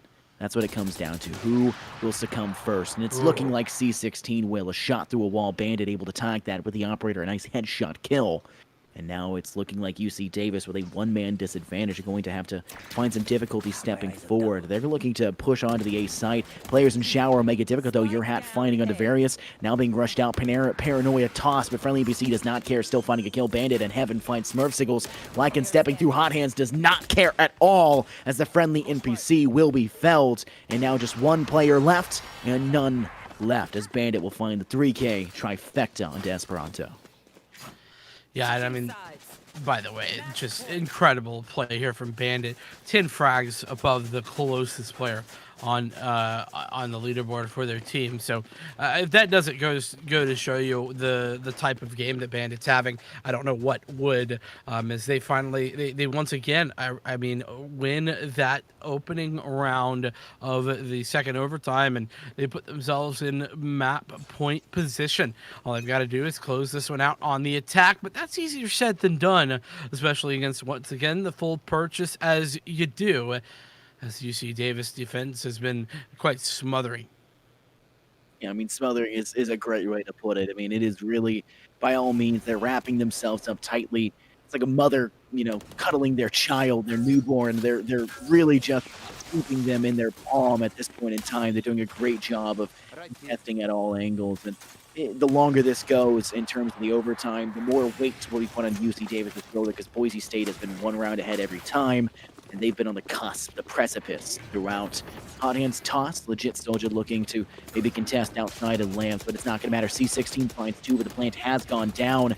A bit of a post-plant scenario. C16 finds and now they'll be able to refract in the distance, but it doesn't matter. C16 has launched the party stopper, the showstopper, and they'll clean up with a 4K in the end, narrowly avoiding the ace, but back-to-back, neck and neck, UC Davis are still staying in this one. I mean, that time, C16 certainly put a stop to the show that was the potential victory here in map number 2. And it's once again tied straight back up here for overtime number 3, as we get straight into things where, I mean, honestly, I feel like that this is definitely Boise State's advantage. It has been, but realistically, the more that the overtimes go through, and the more that UC Davis kind of wins on their defensive side, I feel like they slowly but surely regain composure and get better. I don't know. It's just my feel, but it's late, so maybe I'm wrong. I definitely can kind of get behind what you're saying. I mean, they're kind of learning as they're going. And I think there's the old like Jurassic Park thing is the clever girl, right? Like they're learning, they're increasing, they're knowledgeable. They're not just letting it be a victory or a loss. They're going beyond it. And they're doing it quite successfully. Already a post plant scenario. 5v5 still in play. You've got to worry about Bandit with the operator, and you've got to worry about legit here on elbow. They're able to find Various, who is holding on site, but beyond that, Paranoia's tossed, curveball thrown from legit Soldier. C16 kind of trapped in Cubby right now, could be shock darted out. They're giving away the information. Sprays coming in both sides. C16 will be felled, and Dreammaker's able to find one, but it's going in favor, shockingly now, of UC Davis. They're actually able to take a lead going into the overtime. This could be done and done because they've looked great on the defense, and they finally found one on the attack. Yeah, and that's what I'm saying. It just felt like an inevitability that at some point, we would see, for example, UC Davis finally pick up one of those attacking rounds, and now, I mean, their defense has been pretty much impenetrable. But you know what? That's been the case overall, but definitely not the case for the entirety of this matchup. Still an opportunity here for Boise State to send this to yet another overtime period as we get the UC Davis defense on full display. As Bandit's operator looks for the opening frag, but it gets felled by C16, who's firing on all cylinders. Looking great. The op-on-op battle is going to go in favor now of UC Davis. That's a massive one because Bandit, who's a 32-kill person, I always call it a raid boss. And I mean, my English is not apparently a thing I can do. I know you may not have heard that from me. It's a tribute I do. When a player pops off so well, they're not just a threat, they're a raid boss. Everyone else becomes ads. You're fearful. You've got to worry about everything. And just staring at them through a crosshair, staring at them from your reticle, causes your hand to shake. It is a desperation kind of play. You need them killed, and that's exactly what Bandit is. That's a big one to take. C16, that might be one of the most impactful kills that C16 has found, besides maybe that 4K we saw that guaranteed them that defensive holds. Picking Bandit off first, massive. And this push that's seemingly coming through, they're looking to maybe push in through this Octagon side, really a B-centralized focus. We got two players inside Hookah. They have a player in elbow holding strong. You still got two players on the A side that can rotate as well. Information coming through. Dream finds Friendly and Pasiva. Lycan finds Various and 2 kills for Esperanto inside of Hookah. This might be a guarantor as it's just a 3v2. Lycan has to contest. They've got the spike down. They have the ability to cut this off. Lycan finds 2 in top, and now it's quickly become a 1v2. But there's not much time to plant. It doesn't look like Esperanto is going to have the ability to contest this off and actually stop the plant to come through. But they do have the ability to play this off. They can get one, and then they can go for the run it back if they absolutely have to. Yeah, that's the big thing, right? Is you gotta create a 1v1 here. And there's that first, but Lycan's too strong. And well, it's the script being flipped as we see Boise State taking an attacker side round and UC Davis, rather, I should say UC Davis taking an attacker side round and Boise State picking up one there on the defense. But I mean, realistically, here we are again, back to the same reality that we've been living. It's Groundhog's Day all over again, and we're looking at a, what is it, 4th overtime? Is that how you do the math? I think so. Overtime at this point in time. I mean, this is a long and convoluted fight that they're playing here. It's not just a fighting on all cylinders moment. It is really a mind game by all accounts. They're just doing everything they can. It looks to be another B-sided push. Hopefully this one will work if you're a UC Davis fan just as well. They're really trying to continue success, but they've got to be able to clear legit Soldier out of elbow. They got to be able to clear those 3 players now inside B halls, and it's going to be difficult for them to step forward. Esperanto will begin to plant the objective. A shock dart will actually connect to some of the players in B hall, and Dream taking damage in the process. C16 stepping into B Cubby, and I think your head is actually aware of this and looking for a possibility of a spray. Paranoia ready to be popped, tossed out towards Hookah. They'll spray in succession, but as of the current moment, in this current state of events, you've still got legit sitting in elbow. You've got Dream aware of positions, but nobody's getting too aggressive. Nobody's playing legit. Doesn't see them step through the wall because of being flashed. So Dream will find 2. C16 refrags Lycan, and Esperanto and Smurf find their own. Run it back is not able to find success. Your hat is the last man standing in a 1v2. Now the last man standing in a 1v1. They just need to play time. Various can just sit behind elbow. They'll tap it first. Time. To be possible. No time. And it will be A very nice hold, though a narrow victory at best from UC Davis. Narrow victories are victories, though, Infernosis, and that's all that matters here in the overtime period. Your economy's irrelevant. You get $5,000 every single time you start a new round, and that's the thing. You're not worried. You could die, all of you, and your deaths on the scoreboard are not irrelevant, but they're certainly not relevant to your overall scoreline, your overall economy, and how it affects your next round. So UC Davis, they're going to be feeling perfectly fine off the back of that one. And so once again, an opportunity for them to close this one out in the potential for this next overtime. But the friendly NPC with a double kill. Your hat does trade, but it's Esperanto that comes back for even more, giving a 2-player advantage over here to UC Davis. This is the time, potentially, maybe the opportunity for UC Davis to close this out. Yeah, I mean, Dream and Legit kind of stuck right now. B long, looking towards Garden, towards the Octagon, as I love to call it. It is a fighting ring by all means. It's just so aggressive nature to push through here. It's difficult, and it really does feel like you're fighting a full stage brawl. But so many players holding hookah. You've got to deal about the fact that the spike is down. This seems to be a dire straits, an absolute just perfection has to be had here from Boise State if they want a chance. And it doesn't look like they'll be giving it just yet. Esperanto takes Legit. Dream's able to find one to Esperanto, maybe just a consolation kill, 25 HP, and a Dream Maker try and fight this one off. And it's not necessarily impossible, but it does seem to be a logically improbable move, and it's going to be just that. Smurfsicles will ice the rest of this map. A 32-round total map 2, and an absolute neck-and-neck wall bracer kind of match, but UC Davis will now be up 2-0 on the map differential. Boy, it really feels like with that the the swing of momentum is so solidly within UC Davis's side that I don't know if we'll see Boise State able to come back. It's going to be a tough ask, but Bandit, by the way, what an incredible series that he's had. And this map in particular, 32 and 22 on the score line there, topping out the ACS on the scoreboard just above Esperanto and C16. So well done there to UC Davis, but I mean, I don't know that Boise State can make this back. It's gonna have to be the reverse sweep if they want to take it. Yeah, and it's gonna be a difficult one for them. But we'll have to see how that fares out. We're gonna take a not really a break. With the casters, we'll be able to take a break for a few moments, but we are going to jump you over to our booth where we have a conversation with Jim and Jacob to see how they feel about it, some things going on, and we'll be right back to you right after they figure out and bring their thoughts together.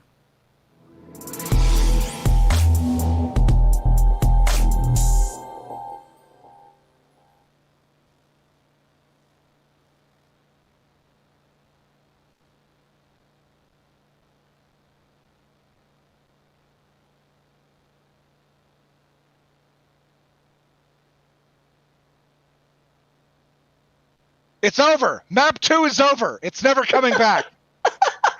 UC Davis, 17-15, despite a great 4K by Lycan to try to hold on to it by Boise State. It's over. Map 2 is over. We're never going back there. It's done. It's over. Awesome. Jacob, say something. That was awesome. No, that was a lot of fun. I mean, it just shows the competitive balance in the NECC. I mean, we're laughing about the effort, but you're just seeing unbelievable skill. Can't talk. Unbelievable skill, unbelievable ability in each of these 3 finals. It just says that things are working, and this is another classic. I mean, it really is. And I know that UC Davis has now won the first 2 maps, but I mean, Boise's 1 or 2 plays away from probably being up 2-0 on their own right, and that's how close this is. Crazy good play coming out of Boise State. Bandit doing everything they can, holding on to it with both hands, unable to get it done there on map number 2. It's 4 a.m. on the East Coast where Jacob is. It's 3 a.m. in the central time zone where I am. It's 1 a.m. where freaking UC Davis is on the West Coast, and we still have 78 viewers in chat. God bless Why do these people folks. say that nobody cares about video games? Why do people say that? Esports is here. We're not going anywhere. 80. I'm wrong. 80 viewers in chat now. Oh my God, the numbers are going up at 1 a.m. on the And West I want to Coast. say this. I want to say this. Kudos to the fans of UC Davis and Boise. We have had some of the most positive chat throughout. And you think when things get late, things get sideways, people get off the rails, things go a little crooked. That has not been the case. So kudos to both these programs, their supporters, their fans. First class. It's been awesome to see. Top to bottom, there's been a couple things here and there, but by and large, we do the best we can to monitor this chat. We do the best we can to make sure it's on the up and up. It's positive. It's rooting for your team, not against somebody, putting somebody down, saying something stupid, saying something you shouldn't be saying. And these two programs have showed themselves with utmost class tonight, and just hats off to them. All night on Twitch chat, we don't actually take down many posts. Single digits tonight.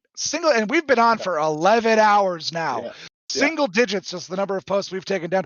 And talking about people who've been on the air, let's give it up. Vincent has been waiting around since this match was supposed to start. So Vincent's been hanging around. Infernosis did the last map.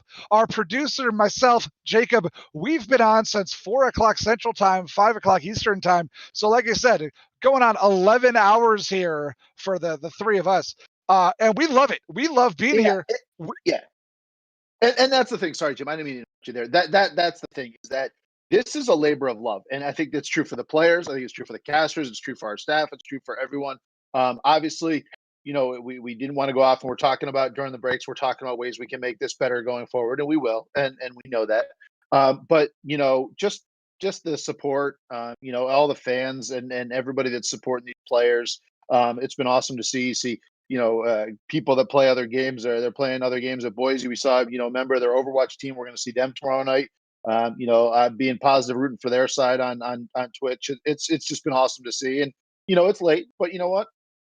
It is what it is. And at some point, it sort of crosses the point where it's like, all right, this is what it is, and I'm just going to enjoy it. It's like crying over spilled milk. It's happened, so let's just enjoy it. Let's make the best of it. Let's have a good time. But more importantly, Map 2 is over, and it's not coming back. Mr. Producer, how much longer do you want us here? Okay, we're going to send it to map number 3. Jacob, who do you want? I'll take Boise. Okay, then I'll be the jerk who says UC Davis in 3 so we can all go home. Here we go. Map 3, Go UC Broncos. Davis versus Boise State, coming right up.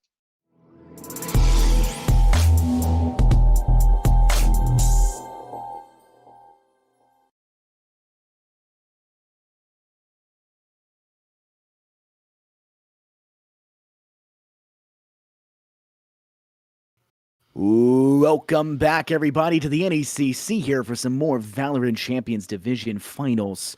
It's been a big one, to say the least. Boise State v. UC Davis won. And that's to say the least. UC Davis has won the last 2.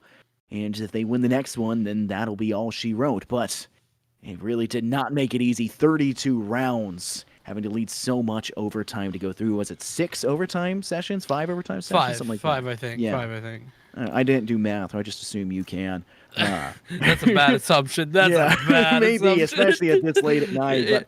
But yeah, best of it's so times bad. math is a struggle on stream, but yeah, this late at night definitely is. Regardless of the math, though, it was a lot of overtimes, and I do know this math. It's 2-0 for UC Davis at the moment. They only have to close this final map out potentially to close the series, but that's just it.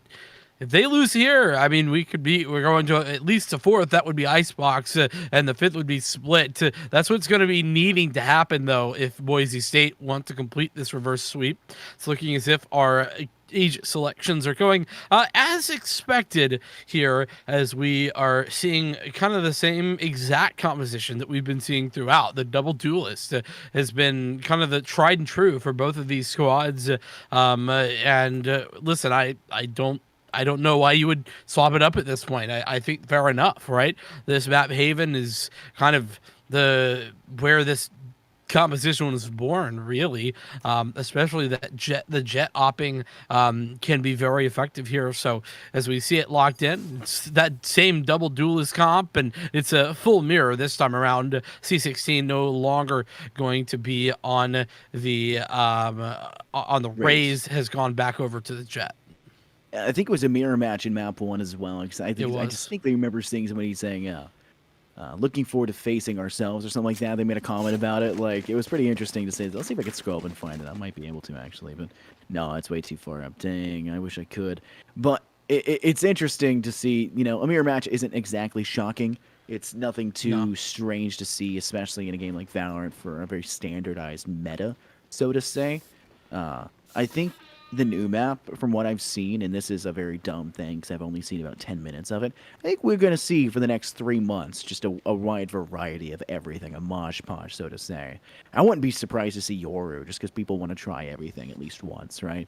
So I'm really looking forward to seeing when that one eventually comes through and we can actually see it competitively, which might be next semester. Who knows at this point in time. But until then, we've got our standard 5 maps, and in a best of 5 system, we're guaranteed to play all of them at least once if it does make it all the way through. But I think a lot of the viewers, and especially UC Davis fans, are really hoping it ends off here and that they can really ice this out and finish this one off strong.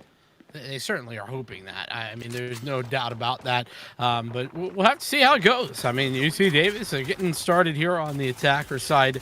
Struggled a bit on their attack side, I would say. Oh, that's not a struggle. That's a nice frag from C16 as they find that straight through the dark cover. Unfortunate they're on your hat, but there is rotations that have come through, and in fact, basically all of them have come through. Is now things looking to change up a little bit as the defense has to take a step back and think about the possibilities. In fact, the dark cover from the friendly NPC goes straight over to C in order to maybe try and sell a potential rotation, but that rotation isn't coming in. It's going straight out here on A as the push goes through. C16 it closes down the second frag of the round and looks for more, but Dreammaker's shock dart is able to connect on the friendly NPCs despite he gets planted. It's 4v3. Yeah, post-plant scenario not exactly boding well right now for Boise State. They've got a lot to try and make up. A pocket player is going to be able to catch him off guard. Esperanto cleaning up Dream. C16 able to pick up the trifecta as Lycan. Frenzy's out Smurfsicles, but it's just Bandit facing Esperanto and Various, and there's not very various things they can do against this. It's really just a matter of time, as time is not on their side. The mysterious 6th player in the field, usually for the defender side, now for the attacker. Father Time working against them and ticking constantly. They'll drop a Windstorm down, just cutting off the screen, and it's not going to matter. Bandit finds the 3K, but not enough time. Will just get the halfway mark, and nothing more. A valiant effort, I would say, from Bandit, but ultimately not to be. And I feel like that's kind of the story of this series here for Bandit at the moment. A valiant effort, but not to be. As sad as that is to say, but either way, we are looking at the anti-eco round coming through next up. UC Davis going to be purchasing in on this one, whilst we see a couple of frenzies. A frenzy and a ghost, along with 3 classics for Boise State. They really have 2 players over here towards C, and that's where the push is going to go. So we'll have to see how that one goes. A big tag on the Dream, who is going to get found out here in just a moment, and well, gets found by a shock dart. Like a nice frag with that frenzy, but not much more, as everyone else melts away for the most part. There's 2 left alive here on the defense. Yeah, it's not boding well for Brandon in your hat. I mean, next round should. I mean, it's that 2-1 start that you're basically guaranteed to see. I'd love to see whether or not UC Davis let it happen. I think if there's one team that'll, stop it from happening, it might be them. But Esperanto with a hot hands kill will find it off, doing a nice trap for your hat as they're just not able to escape. And only one person for UC Davis died. That was the friendly NPC, and they can kind of decide to save it, not really buy much. I mean, you can even it back out, spend about 2,000, and even your economy across the board, or you could just full save and then buy an operator for C16 in the next round. There's a lot you can work with. It seems to be that they'll go for the bull play and, mess with the bull, get the horns, and they're hoping that it'll be enough to stop Boise State's full assault rifle buy here in this round 3. That's the hope, the prayer, but we'll have to see how that goes. This is for, you know, Boise State's map pick here. So, maybe we could see something different. C16 recovering that ult orb has gotten a ultimate online. That's going to be that Blade Storm. A run it back available as well for Esperanto, and that gets popped immediately as the push goes through. Nobody home here, though, on the site as the hot hands comes through. That's going to net an almost frag, but the gets sent back for the trouble. So there's 5 players alive for both sides as the repush comes through from the defense. This is actually a really good position for UC Davis where they have the advantage because of the post plant. They've got C16 with the Blade Storm, maybe looking to find impact, and they're going to go for a push. They'll find one to like it. He's able to step away, finding a second, but Dreammaker and Legit are able to refrag back Esperanto into your hats. A 3v2, Legit able to take a drop down, and they're going to be caught off guard, but they'll actually find the kill. The friendly NPC tagging one, tags Dream, but can't finish it off. A 4 HP in a Dream, but Various will win it off. And now it is yet another 3-0 start, and they were actually able to avoid that 2-1 dreaded start that is just so expectant in this game of Valorant. Well, and you called it yourself, man. You said if there was anyone to do it, it would be this UC Davis side. I couldn't agree more, and they absolutely have been able to convert that now. And we're looking at a tough position for Boise State to be in. A couple of marshals, a couple of sheriffs. So you got law enforcement across the board is basically what I'm saying. But we'll see if they're going to be able to enforce any of these laws, at least as C16 sees it. It's going to be straight up domination. That being said, Legit Soja does find one frag. The follow up there from the friendly NPC is, murderous. The intent says we got a 4-on-3 position. Bandit, nice frag though with that Blade Storm. He gets tagged down very heavily for the troubles, and that's going to be the biggest problem as there's 2 players tagged down there on long, as it's 3v3, but still very much in favor of the defense, or rather of the offense. Yeah, in this post-plant scenario, I mean, it looks to be they're trying to play. The defense is trying to play attack now. They have to get to the objective. They have to come from the attacker spawn, seemingly this C-sided push. And while Bandit does get a Blade Storm kill into Esperanto, I mean, a 3K of the friendly NPC will just kind of put the final nail in the coffin for that round. And I don't like to say this often, but it does genuinely feel like a bit of a waste to bring the Blade Storm out. I think it would have been better utilized to guarantor a round in maybe the next round. It just feels like maybe a little expedited too soon. It could have been more fruitful, more impactful in a later one. But now your side for Boise only has, Hunter's Fury and only has a run it back. Yeah, I agree with you. I really would have preferred to see that in a full gun round, but Bandit now has an operator, and so we've seen how effective that can be. Unfortunately, gets tagged out by an owl drone, so that's going to make things a bit harder. And Esperanto's run it back, trying to find something, unable to connect. The Hunter's Fury looks to deny the plant, and does deny something, but not that plant. It's Various, absolutely incredible. Had a really slow bind, but continues to start out strong here on Haven. 1, 2, 3, 4 frags for Various. His friendly NPC closes out the round and recovers the operator. That's a variety pack.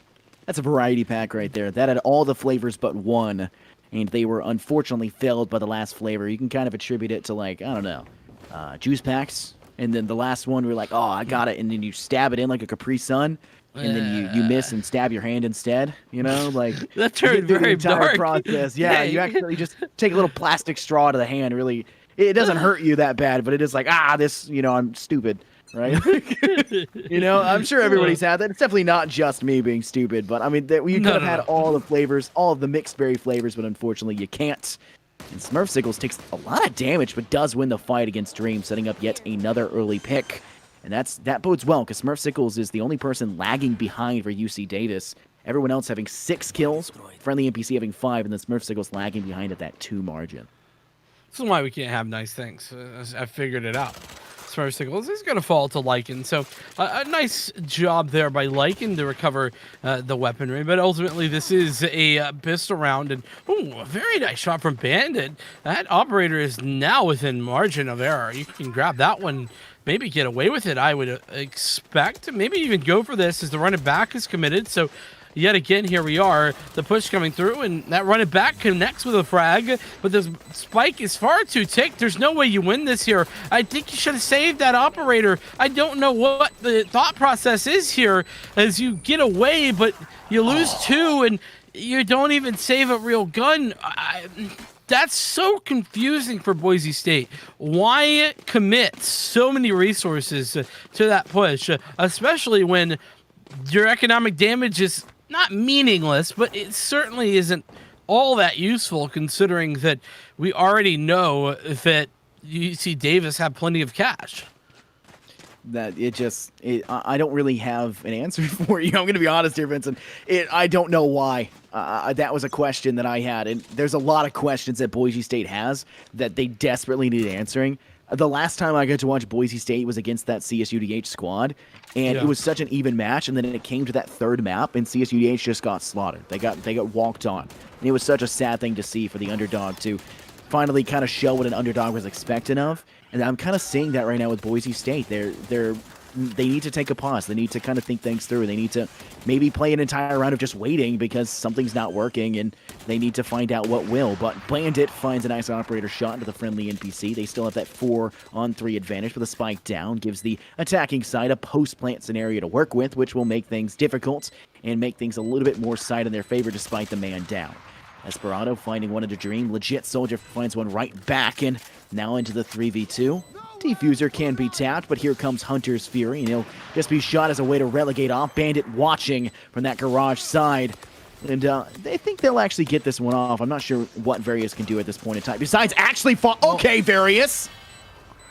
I can't believe Various just swings that and finds two right there. I mean, yes, Bandit does eventually find the frag, but I mean, still, what a great find on the double, and Bandit does finally return the favor. So the first round up on the board now for Boise State is, you know, I have to agree with you. It does feel as if maybe the mental is gone a little bit here from Boise State. They seem a little bit tilted after the frustration that had to have been bind. Remember that not only a position where they were looking solid in the majority of the game. They gave away the match point. They fought it back, and then they had 3 match points that they flubbed. So, you know, it had to have been frustrating is kind of what I'm getting at. Yeah, I can't imagine just how much it hurts, and it's going to be something to keep in mind. Very reminiscent of the last map, or last game, I guess we should say, where we saw it in the first map go Icebox, go back and forth so consistently. But first pick goes to C16 under your hat, but Bandit will be able to tag Smurf Sickles with an operator, and they run it back from Esperanto. Doesn't really find much success besides a little bit of information. Pocket position will be planted. C16 will be able to now play down in hell with a little bit of support from Various, but from the friendly NPC. Various finds Lycan. Shock darts do come through, and Esperanto waiting with a curveball to be able to maybe blind one out. Smokescreen tossed out from the friendly NPC. Legit Solda drops down into position. He'll be fragged by the friendly NPC. They weren't able to clean up both, and now it's a 1v2. Various, in a bit of a post-plant scenario, can just play time, can shock dart this one out if they know the position. They don't have it in time, and it will be Bandit who saves the day. Various could not find a target and shot in between the both of them when both of them could have been a one-shot kill. Frustrating position to be in if you're Various, as you know, you had the potential, didn't have the lineup, yeah, it's just a rough spot to be in. So a great job though from Boise State. They've solidified their position. They've gotten that second round now on the board. Now the cash is a little bit dicey for UC Davis. They're kind of get the buyout, but it's at the cost of a full rifle for Various. Gonna have to pull out the Spectre in this one, as there is not a whole lot to work with. A bit of a whiff on that sonar, unfortunately, but it's ultimately not going to be mattering all that much, as it's the early 5-on-5, and Blade Storm available for both sides. One of those already popped. That was the one on the offense as UC Davis getting forward position on the site. I mean, already 3 frags going, Various finding 2, Esperanto finds 2 of their own, and it's, as Fellow had stated earlier, it was going to be the dynamic duo ace. What is it, the bro ace or something like that? He called it something along those lines. I mean, it's just the 2. It was what he called it last game. It was the two buddy ace, I think is what he phrased it as, a bro ace, where it was just the 2 people finding all 5 kills. You know, they're just, you know, Gotcha. good friends, good buddies, and that's exactly what we're seeing here. But it won't be the ace. Your hat is just stepping away, full saving, and it's not a bad decision whatsoever. But that's more than likely going to be one weapon, one full stage weapon. I'm not sure we're going to have very many of those on the side of Boise State. Their economy's looking a little chalked. Yeah, it's not ideal.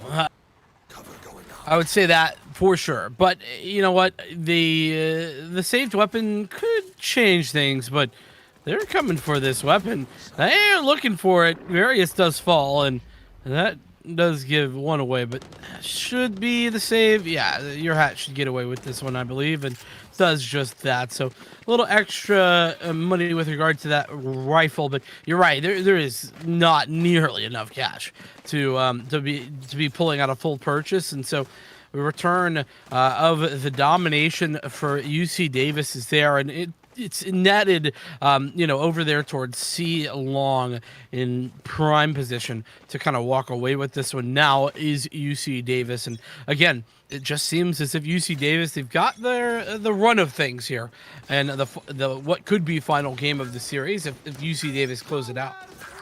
You do see Hunter's Fury come through. 16 finds the first pick to Lycan, who just went for the aggressive play, and it doesn't seem to work out, but Dreammaker taking some damage up on top.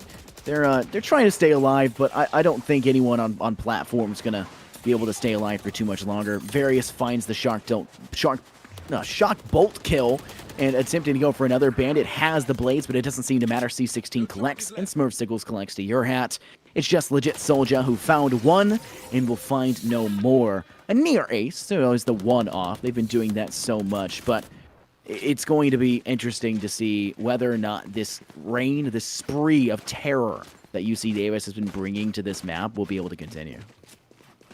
I mean, listen, it certainly feels like it's going to continue. There appears to be no end in sight for that as we get straight down to it. It's 8-2. I mean, that's not anything to turn up your nose at. And once again, we're looking at a fast play over here towards C. Bandit now in defense of this site. Operator in hand gets tagged by the Owl Drone as per the usual arrangement. Doesn't fall back though this time. Recommits to the peak, and Dream also committing to the peak as well, pulling out an Owl Drone of their own to regain the information. So whereas before it was just kind of the commitment to the fall back, this time it's the commitment to the site, at least for one of those players, and Dream, who has stuck around. Ultimately though, I think this might be a bit. It's an interesting position to say the least. Various is taking an aggressive stance, managing to find one under Dream, and Lycan is able to frag back to the friendly NPC. Legit Soldier taken out by Various, but a side control mostly lost, but they are able to frag a couple in return. C16 now stepping up onto Platt, running out of ammo on their main hand weapon despite just taking one, and it's going to be up to Esperanto and Smurf Sickles to get the last 3. Now the last 2, Esperanto expediting Lycan from this round, and Legit Soldier as well finding Smurf Sickles. It's no ultimates on the board. It's just a lot of time to be wasted. 34 seconds on the clock. Esperanto curveballing, walling, and hot-handsing their way in hopes of managing to find a round victory. Esperanto finds Bandit with the operator. Esperanto thinks saw the feet of Legit Soldier. Apparently not, is not too sure of the position, and I think Legit Soldier is just waiting for maybe an overextension, maybe an audio cue for the plant. Esperanto looking in the wrong direction, could be caught off guard, but with 10 seconds left, the plant needs to come through. Legit Soldier will not rush to play this one out, and it could be a fight having to come through, and it actually does, and he'll win the engagement. Esperanto will have to have gotten a 3K to find it, and they'll do just that. And we're now at the last round before half. We may see a 10-2 split if it continues like this. What a huge clutch, too. I mean, the 1v2, absolutely brilliant stuff coming through from the Phoenix player of UC Davis. And, to be honest, if there was anybody you'd want in that situation, it would have been legit Soldier, but the timing just not on his side in that scenario. And from there, it's just a frustrating. It's a frustrating round to lose for sure. As it seems that there's been a lot of those this half. In all honesty, as a Hunter's Fury gets committed there.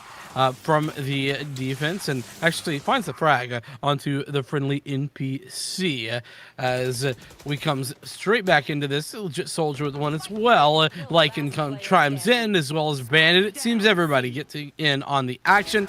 C16, the sole survivor, does find a frag before falling back here, but can he find more? I mean, it's a bit much to hope for, and a lot to be weighing down. A player sitting in Bunny will find the kill. Legit Soldier will secure the clutch in the end. Not really much of a clutch, I guess you could say. That might be a bad term to describe that, but it's difficult right now. I mean, it is a 6-round deficit, and if we do see once again, if we do see, sorry, my brain for a second there just froze. If we see the play come through, and we actually manage to see UC Davis take this pistol round like we've seen them already do and continue with that spree, then this might just spell disaster, might spell it all over again for Boise State. I don't think there's a high chance of them making the comeback. If they adapt the same strategy that UC Davis did, which is just go to C every single time and never touch another site, basically, then maybe. But if they win pistol rounds, UC Davis wins pistol rounds, then Boise State, they don't got wiggle room, and UC Davis does. Well, and, I think that the other thing about it is not only were they just hitting C every time, they were just winning gunfights. They just straight up were. And, well, your hat has won a gunfight right there. The opposing Omen falls, and that's certainly a good start to it. UC Davis down 1 already in this pistol. As, honestly, this could be a good pistol round for them. It's still going to be a difficult position to come away with a victory, and Smurfsickles coming with that frag does eventually fall, but C16 comes around the corner, and, well, usually a Sheriff in the pistol round, I'm a bit, questioning, but not this time. C16 does find that one, but gets taken out as well. So 3-on-2 now for the retake, as it looks like UC Davis are down. A shock dart comes through it. Actually, that's 2 players now at extremely low. They just one shot away with basically anything. A sneeze would get the job done, and unfortunately, Varys is not going to be the player to get it forward, and Bandit will clean up onto Esperanto. So, pistol round is won by Boise State. So, more than likely, the second one here to go in their favor as well. It kind of just depends. If we can see UC Davis manage to hold some cheeky angles and right-click the head of a Boise State as they attempt to enter, maybe garage, maybe if they attempt to step up through B, through courtyard, maybe they hold, short A, maybe pocket cubby of long A. I mean, there's a lot of potential spots to just kind of hold. I think they're going to focus more on C, as you can see the 2 players situated on both sides, hoping for a crossfire to get 1 or 2. That's all they need to be able to consider it a round success. I'm not expecting a double round back-to-back, but I'm not expecting them to find it in round 2, but at the very least, they should be able to get it in round 3. Yeah, and, I like the stack here of C. It's an intelligent decision, and one that I think makes a lot of sense, especially given the context that we saw the C push come through like 7 times in a row on the opposing side. So, might be electing to try and do the same thing there. Boise State, and that's the potential. So Bandit with the Sheriff that was recovered in hand, and that's actually a friendly NPC to find that opening frag. It's one of those classic headshots that you were talking about, and makes things look quite simple here. The re-engagement, yet another engagement that's gone the way of the defense, and oh my goodness, this is all falling apart. Bandit has recovered and does find a double frag, though, maybe, hopefully, just pushing this off just a little bit, but things have gotten very dicey all of a sudden. Dream with the frag, followed it up with another one, but Esperanto's hot hands takes one from the grave, as it's 1 player left alive. Recovery of the Bulldog, and it's not quite enough to allow for Smurfsickles to pick up the eco round, but boy, was that a scary round, considering there was 5 classics invested. That's dangerous. And now take a look, is you've kind of put Boise State on a back burner where they have to commit to this semi, maybe even force buy with full They rifle. should. Yeah, because they lost 4 out of their 5, and they only ended off with that bull. I mean, it's not. They have to full commit to this, which basically puts them up Turds Creek, I guess is the phrase that I'll say. They're not going to be sitting pretty if they lose this. Not already because they're so far behind and it'll be up to 10, but because their economy is just not going to be super irreparable. But they're actually going to not full commit to this. They're going to go with Sheriffs, a Spectre, a Bull, and then a Stinger in comparison to the full rifle buy coming out from UC Davis. Yeah, I'm not a big fan of that, and Various certainly is, as the friendly NPC gets involved as well, as it's huge frags going their way once again. Oh, what a brilliant shot right there. Followed it up through the edge of the wall, and it's Lycan, the sole survivor, that Bulldog in hand, and might find 1 frag, but it's probably short-lived. That's a paranoia, a tag, and the frag going the way of Esperanto is now, talk about double digits. That was domination going the way of UC Davis. Yeah, flawless victory. And I really like that saying, tag and frag. I just want to say that, Thank you. Call out. That's a good one. I might steal that, yoink. That went really well. I mean, you can't ask for a better round for UC Davis. And I think a lot of that is just off the fact that round 2 of this half was super close, coming down to the wire. Boise State was like, we got rifles, we'll go for it, and then just decided, no, we won't. And take a look at the leaderboard right now. Take a look at the lineup. They still can't really full commit. They've got Bandit, who's just going to go with the blades. And we've seen this time and time again, and I think statistically it's only worked once, and they've done it 3 or 4 times. So majority of the time it doesn't seem to work out for them, and UC Davis tends to capitalize on it. And Various can pop out the Hunter's Fury if maybe Boise State get a little bit too aggressive without being careful of their angles. It's a nice tag there from the Owl Drone, by the way, on Esperanto. Nice grab, but ultimately that's a bit irrelevant.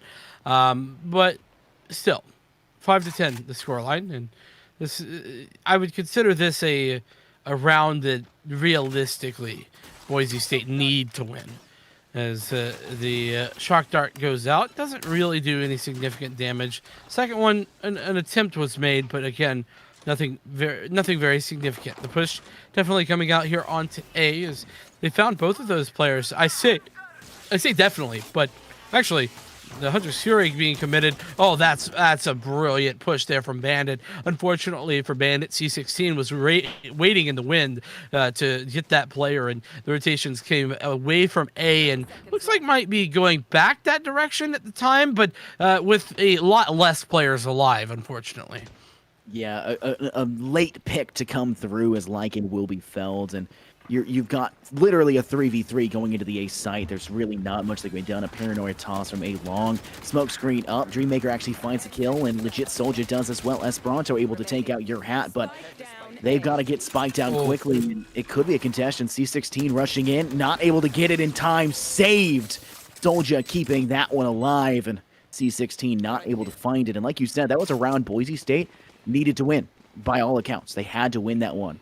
And I think that UC Davis can still force this. I think they can still buy this and still have mistakes to be made, still have rounds to recover.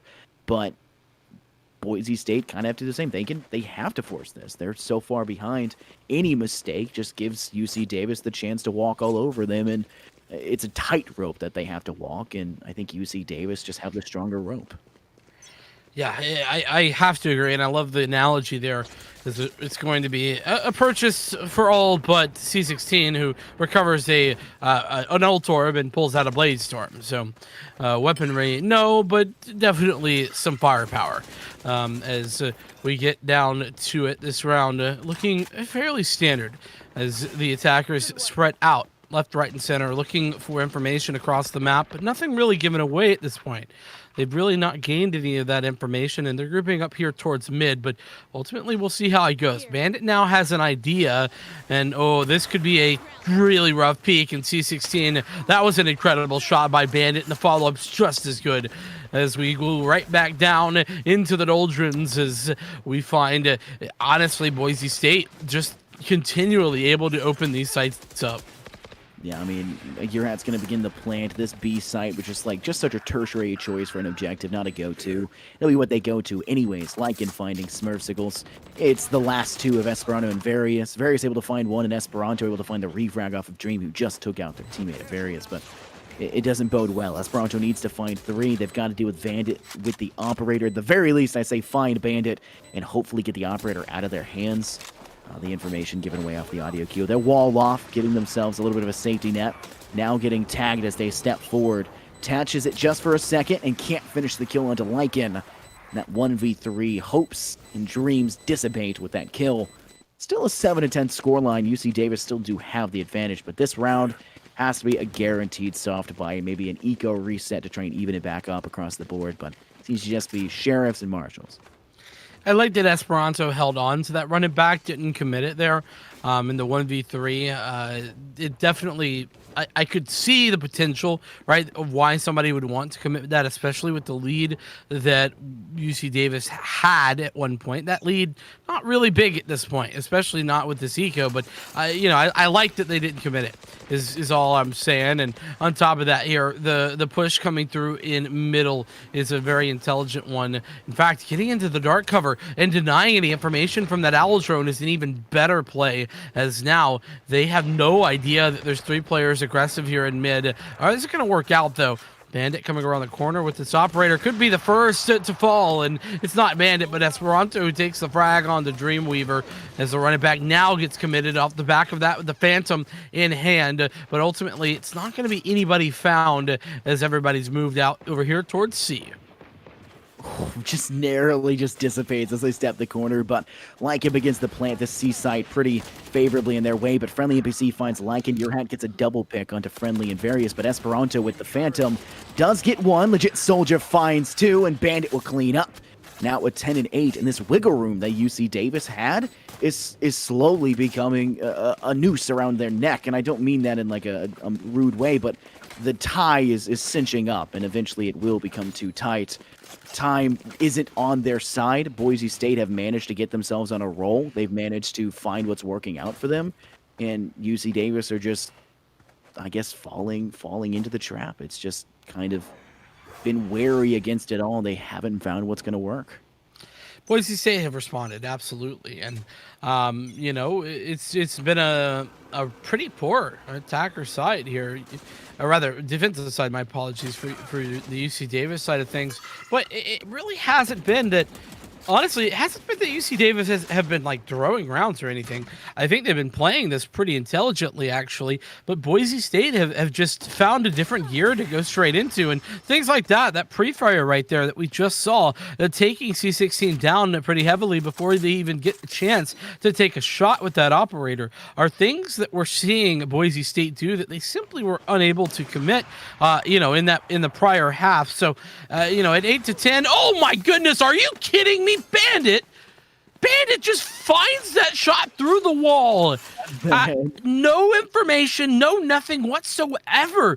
Just knows that C16's on top of those boxes.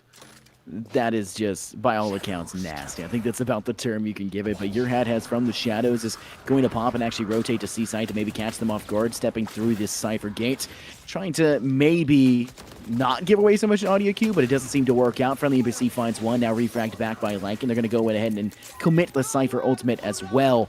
And here comes the utility. They're going to go in with the Hunter's Fury, bait out the plant. Bandit finds Smurfsicles. Various finds Your Hat, but Bandit is still on a spree left standing, and they're going to be able to complete the trifecta, maybe even the quad if Esperanto is able to be left to them, but they're not going to be able to. Lycan connects instead.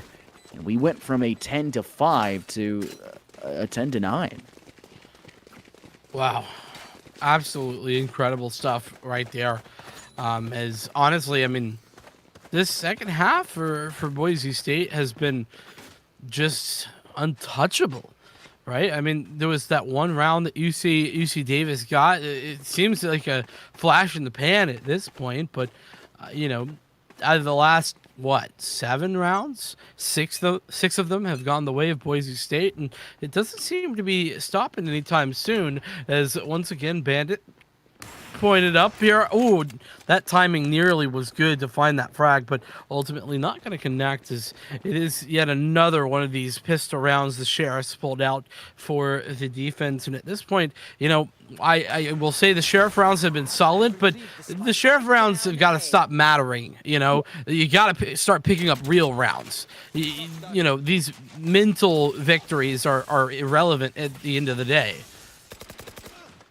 Dreammaker taking a step forward, finding not just one but two in Esperanto and Smurfsicles. And well, you did have the friendly NPC who found your hats. That might just be the only thing you find. Dreammaker finds and completes the trifecta onto Various, but D16 left kind of in their lonesome towards, you know, attacker's spawn. Now over rotating back around, maybe coming through C long and having to drudge their way forward. You have so much possible utility and information that has to be gathered, but C16 is just, it's not a likely scenario. It's not a possible scenario.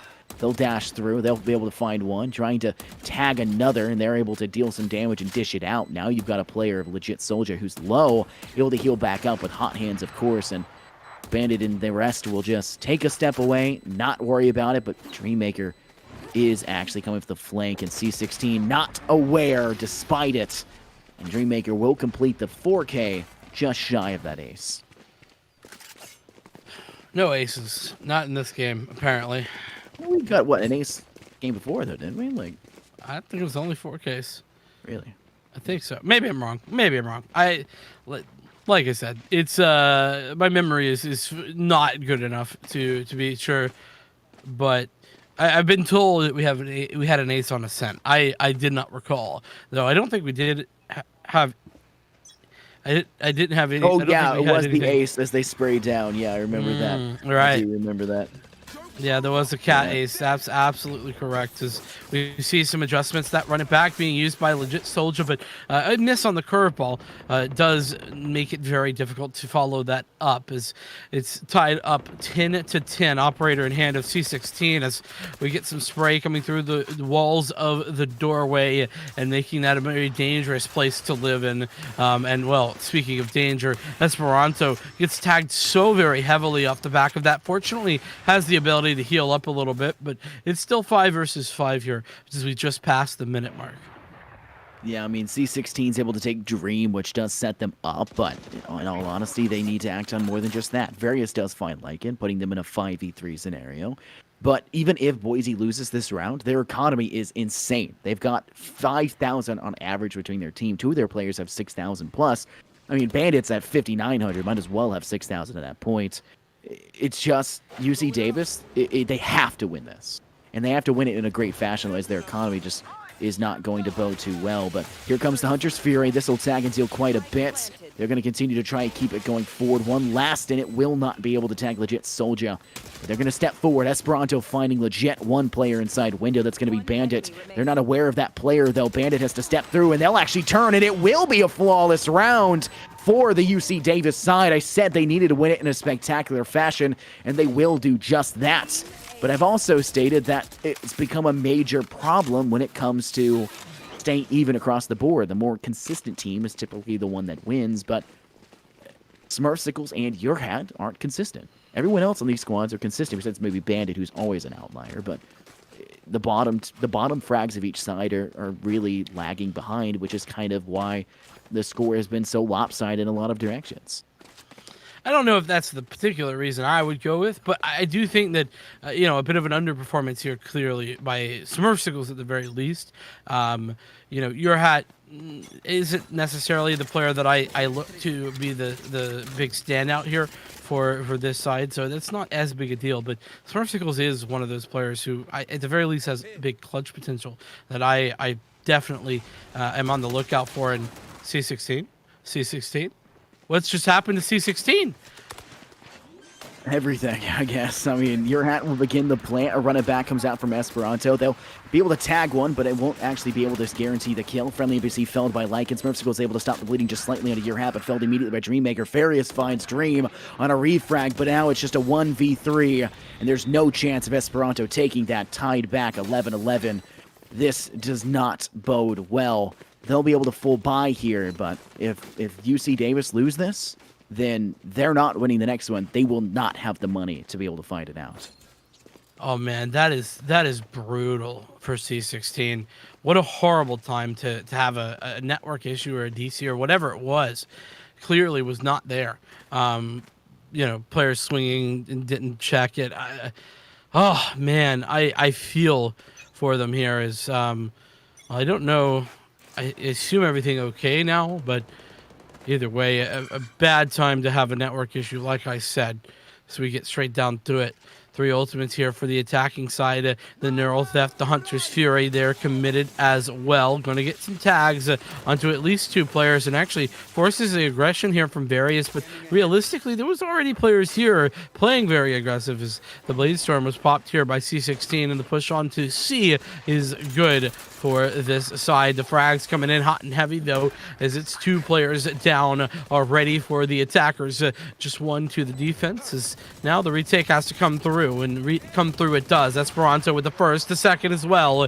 Just 1 player left alive. That's Lycan, who can't even find the first of many. Esperanto with a triple kill to close things down. That's going to be match, series, and final point for this UC Davis side. Yeah, they absolutely need to win this if they want to just finish this off strong. You're going to see an operator we bought. C16 is going to have that in pocket. That's going to bode well if we can see this UC Davis side capitalize. But take a look. Bandit's got an operator as well. That never bodes well for UC Davis. Bandit is such an outlier. Bandit is a monster among these players. I mean, this is actually insane how well Bandit has been playing. They're out of their minds. We've been stated that we're to name a player of the playoffs of the entire series we've had for it. I would dare say Bandit in this, despite a possibility of losing if UC Davis take this, could very well be that just because of how impactful they have been. It is insane by all accounts. I have to agree. I mean, Bandit has been lights out. As we see, that is the running back utilized by Legit Soldier, who's going to get found out by the tripwire, but ultimately isn't going to be able to do much else as it just clears out the A site, but there's nobody home anyway. So realistically, I don't think UC Davis is all too hurt about that one. Dream getting tagged there by the Owl drone, but the plant goes down. 3 ultimates aside as we see the retake come in.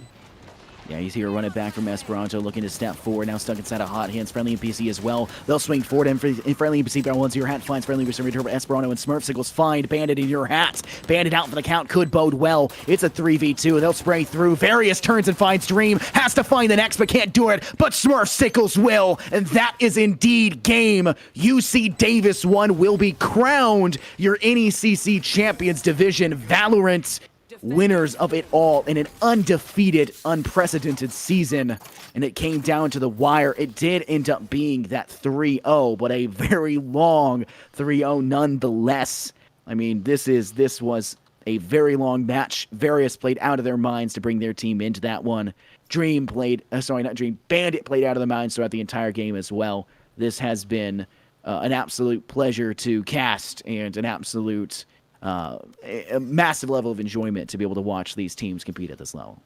Yeah, and I mean, I can't be happier. I mean, we got an incredibly close series, maybe a dominant ascent, but I mean, oh my goodness, the comeback on Bind and the follow-up there, the closeout at 17-15, and then another comeback here on Haven. I thought it was all over. I thought Boise State, I thought their mental was dead, but no, they come straight back into it. They make it the plays necessary, and unfortunately for them, UC Davis just barely able to edge things out here. And I have to say, Various having a huge standout performance here on the final map has had a rough series. I'll not to sugarcoat it. Various had a pretty rough series. The Ascent and the Bind both played pretty poorly, but this time stepped up when necessary. Huge frags, left, right, center, and topping out the leaderboards there for the team. But holy cow, Esperanto and C16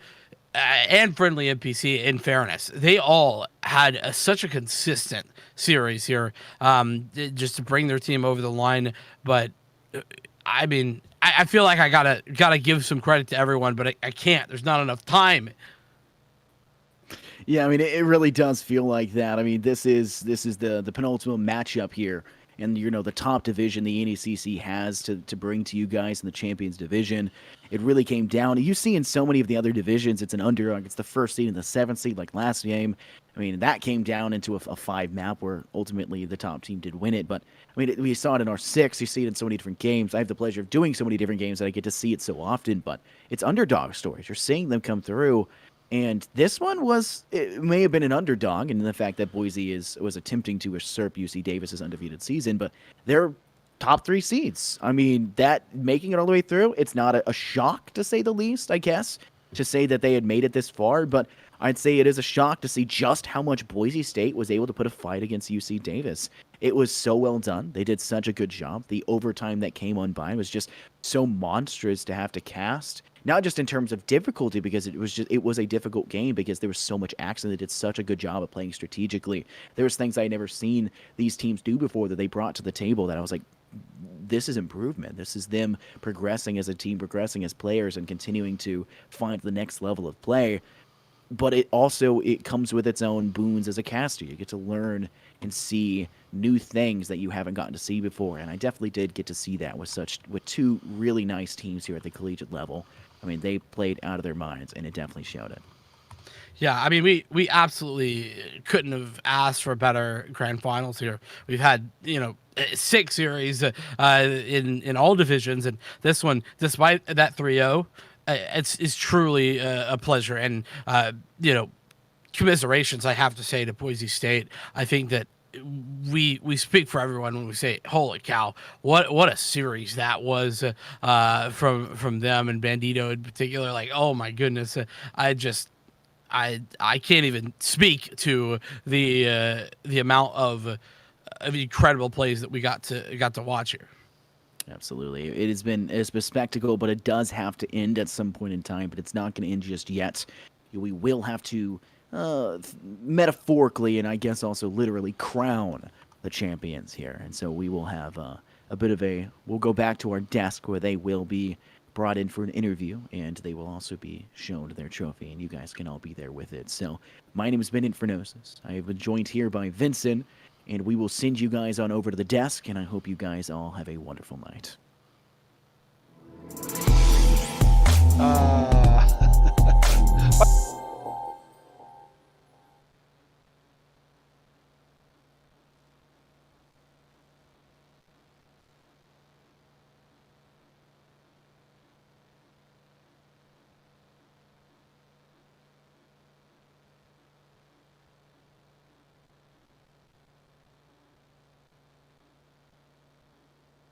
And there you have it. UC Davis in the clean sweep there, taking map number 3, 13-11. Jacob, for a minute there, I thought we were going to have more overtime here in the finals.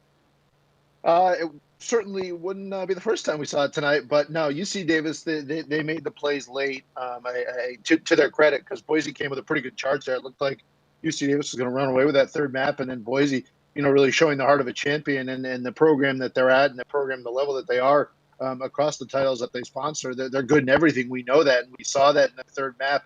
They came roaring back, but UC Davis able to make some big plays late, and congratulations to them on winning the title. It's really too bad. They were talking about it on stream. Bandit played so well for Boise State, so well, deadly with that operator. Just unable to bring it together with all the other pieces they needed. But it was 10-5 there on map 3, and they brought it back to 10-10. They made it a close one, as you have said all night. Instant classic right there. Instant classic. And it's funny because people who didn't watch this are going to see 3-0, and they're going to say they got rolled. And that couldn't be farther from the truth. Could not be farther from the truth. Let's be honest. Boise could have taken 2 of these first 3 maps pretty easily. And aside from the first one, so that's not fair. If you didn't see this one, those that were with us, they saw how well Boise played, and UC Davis just a little bit better throughout each of those 3 maps. All right, we're waiting for our producer to get our interviewees in here. Jacob, we talked all night about the team having to step up, and on that one, you saw a lot of people on the kill board there for UC Davis. And that's what we were talking about all night. It's a full team effort. And as we saw there, like Boise State, Bandit had one of the great Absolutely. games ever. And unfortunately, the team wasn't behind him. I mean, they were behind him, but they weren't able to pull it out. But it looks like our producer did get UC Davis in here for us. I want to start out. Is that everybody? I see 1, 2, 3, 4, 5. That's everybody. I want to start out with Various. Top of the board there in map number 3. Talk about that map there and just your play there. I mean, I think I like to keep it simple on T side Haven. Like honestly, I think we drone took C like 10 rounds, and like I had a timing most of the time. Like I had a round where I walked into garage while the Sova was ulting, and I got like 4, and so we just kept abusing the weak side, which was C for us. So that kind of led to us getting a really strong start on T. C16, you're out there. Bandit had their operator. You were the operator, pardon the pun, for UC Davis's side. Counter sniping somebody like Bandit. What's going through your mind while you're trying to do that? Well, it's just being aware of the angles and being aware of where he is. Gotta, be on top of it, and I just have to be careful because if I take one wrong peek, it's probably round over. Now you had a great night there. Hey, Smurfsicles, about I want to ask you, first of all, congratulations on the win. Thank you. I want to ask you, obviously you came out of the gate strong there in the third map and then looked like you were going to sail, and then all of a sudden Boise comes roaring back. What was the difference that led you guys to get back that momentum, carry you over the hump, and win you this title? I guess after a few of our lost rounds on our buy rounds, we took a little bit of a step back, kind of evaluated little things. We did debate a tactical timeout, but I guess, in between the buy rounds, just take that step back, take a breather, just, talk things out a little bit and maybe change a few things. I mean, ultimately that led to, those last few rounds just coming into our hands. Esperanto, I want to go back to map number 2. What were you guys talking about when you were in those late extra rounds there in OT? So a lot of that was actually playing around Bandit's op. He, I believe, match MVP'd on that second map, and we were always struggling to figure out where he was. And it was known for us in every OT round that on offense or defense he would be opping. So we really just had to discuss if we wanted to hit the site he was on to try to overwhelm him quickly, or to maybe try to bait out some util and rotate around and fake a site. But inevitably we ended up hitting him hard at the last couple of OT rounds, and that overwhelmed him, and we pulled out the dub. Hey, that's all you need to do. Last but not least, friendly NPC. It's always fun to watch. It's always fun when you're in there because then we get to say, and friendly NPC with the kill. So that's always fun. I know Infernosis and Vincent had a fun time with it. You were really just great the whole way. Like, just right in the middle of everything the whole way. And you had a couple of good defensive holds and a couple of really good pushes on the attacking side. Just kind of talk about the whole night for us. We came into this really tired, but then those close games was like really stressful for us, but I'm glad we pulled it through and got the 3-0. Well, I know you're tired, but you guys got to stay awake for another minute here. I think Mr. Van Rand has something for y'all. Gentlemen, a trophy Ooh. coming your way. Congratulations. Oh. We're going to send this baby cross country. Yes, sir. Get it out to you. We got t-shirts coming. We got headsets coming your way. All Let's coming go. very soon. Congratulations. Let's go. Awesome season. Capped off with the title here tonight against obviously an outstanding Boise State program. But tonight, the champions, you guys from UC Davis, congratulations. Thank you. Thanks for having us. Thank you. Thank you. Yeah. Thank you for a good season as well. Secure the t-shirts. Let's go. Hey, shout out to Boise State though. They're a good team. Yeah, that's a good team. Put up with Big good series. fight. All right. And that will end the Exodus. Jim, That will end it. 2 minutes away. We're like 2 minutes away. That'll end it. I'll vamp for 2 minutes. Jacob no, wants me to vamp for 2 minutes because he wants to hit the 12-hour mark here. This will do it. Caleb's clock's a little bit fast. He's in my ear telling me we already got there. He's still yapping in my ear. That's why I can't say anything. But no, 12 hours in epic by any standard. But NECC Valorant is done for the spring season. 3 great matches tonight. Stuff we're not going to forget. And Jacob, do you have anything last to say here before we end it? No, just congratulations to the 3 champions. I thought that was well deserved. We had 3 terrific three terrific matches, and UC Davis capping it off with a tour de force performance. Congratulations to you guys. All Thank you. right. Jacob can't talk anymore. I can't talk anymore. For some reason, Caleb's still yapping in my ear, but that'll do it. Join us tomorrow, actually later today, for NECC Overwatch Finals. Hopefully, I'll be back here with you, with Jacob on the desk. Until next time, thank you for watching. Go get some sleep.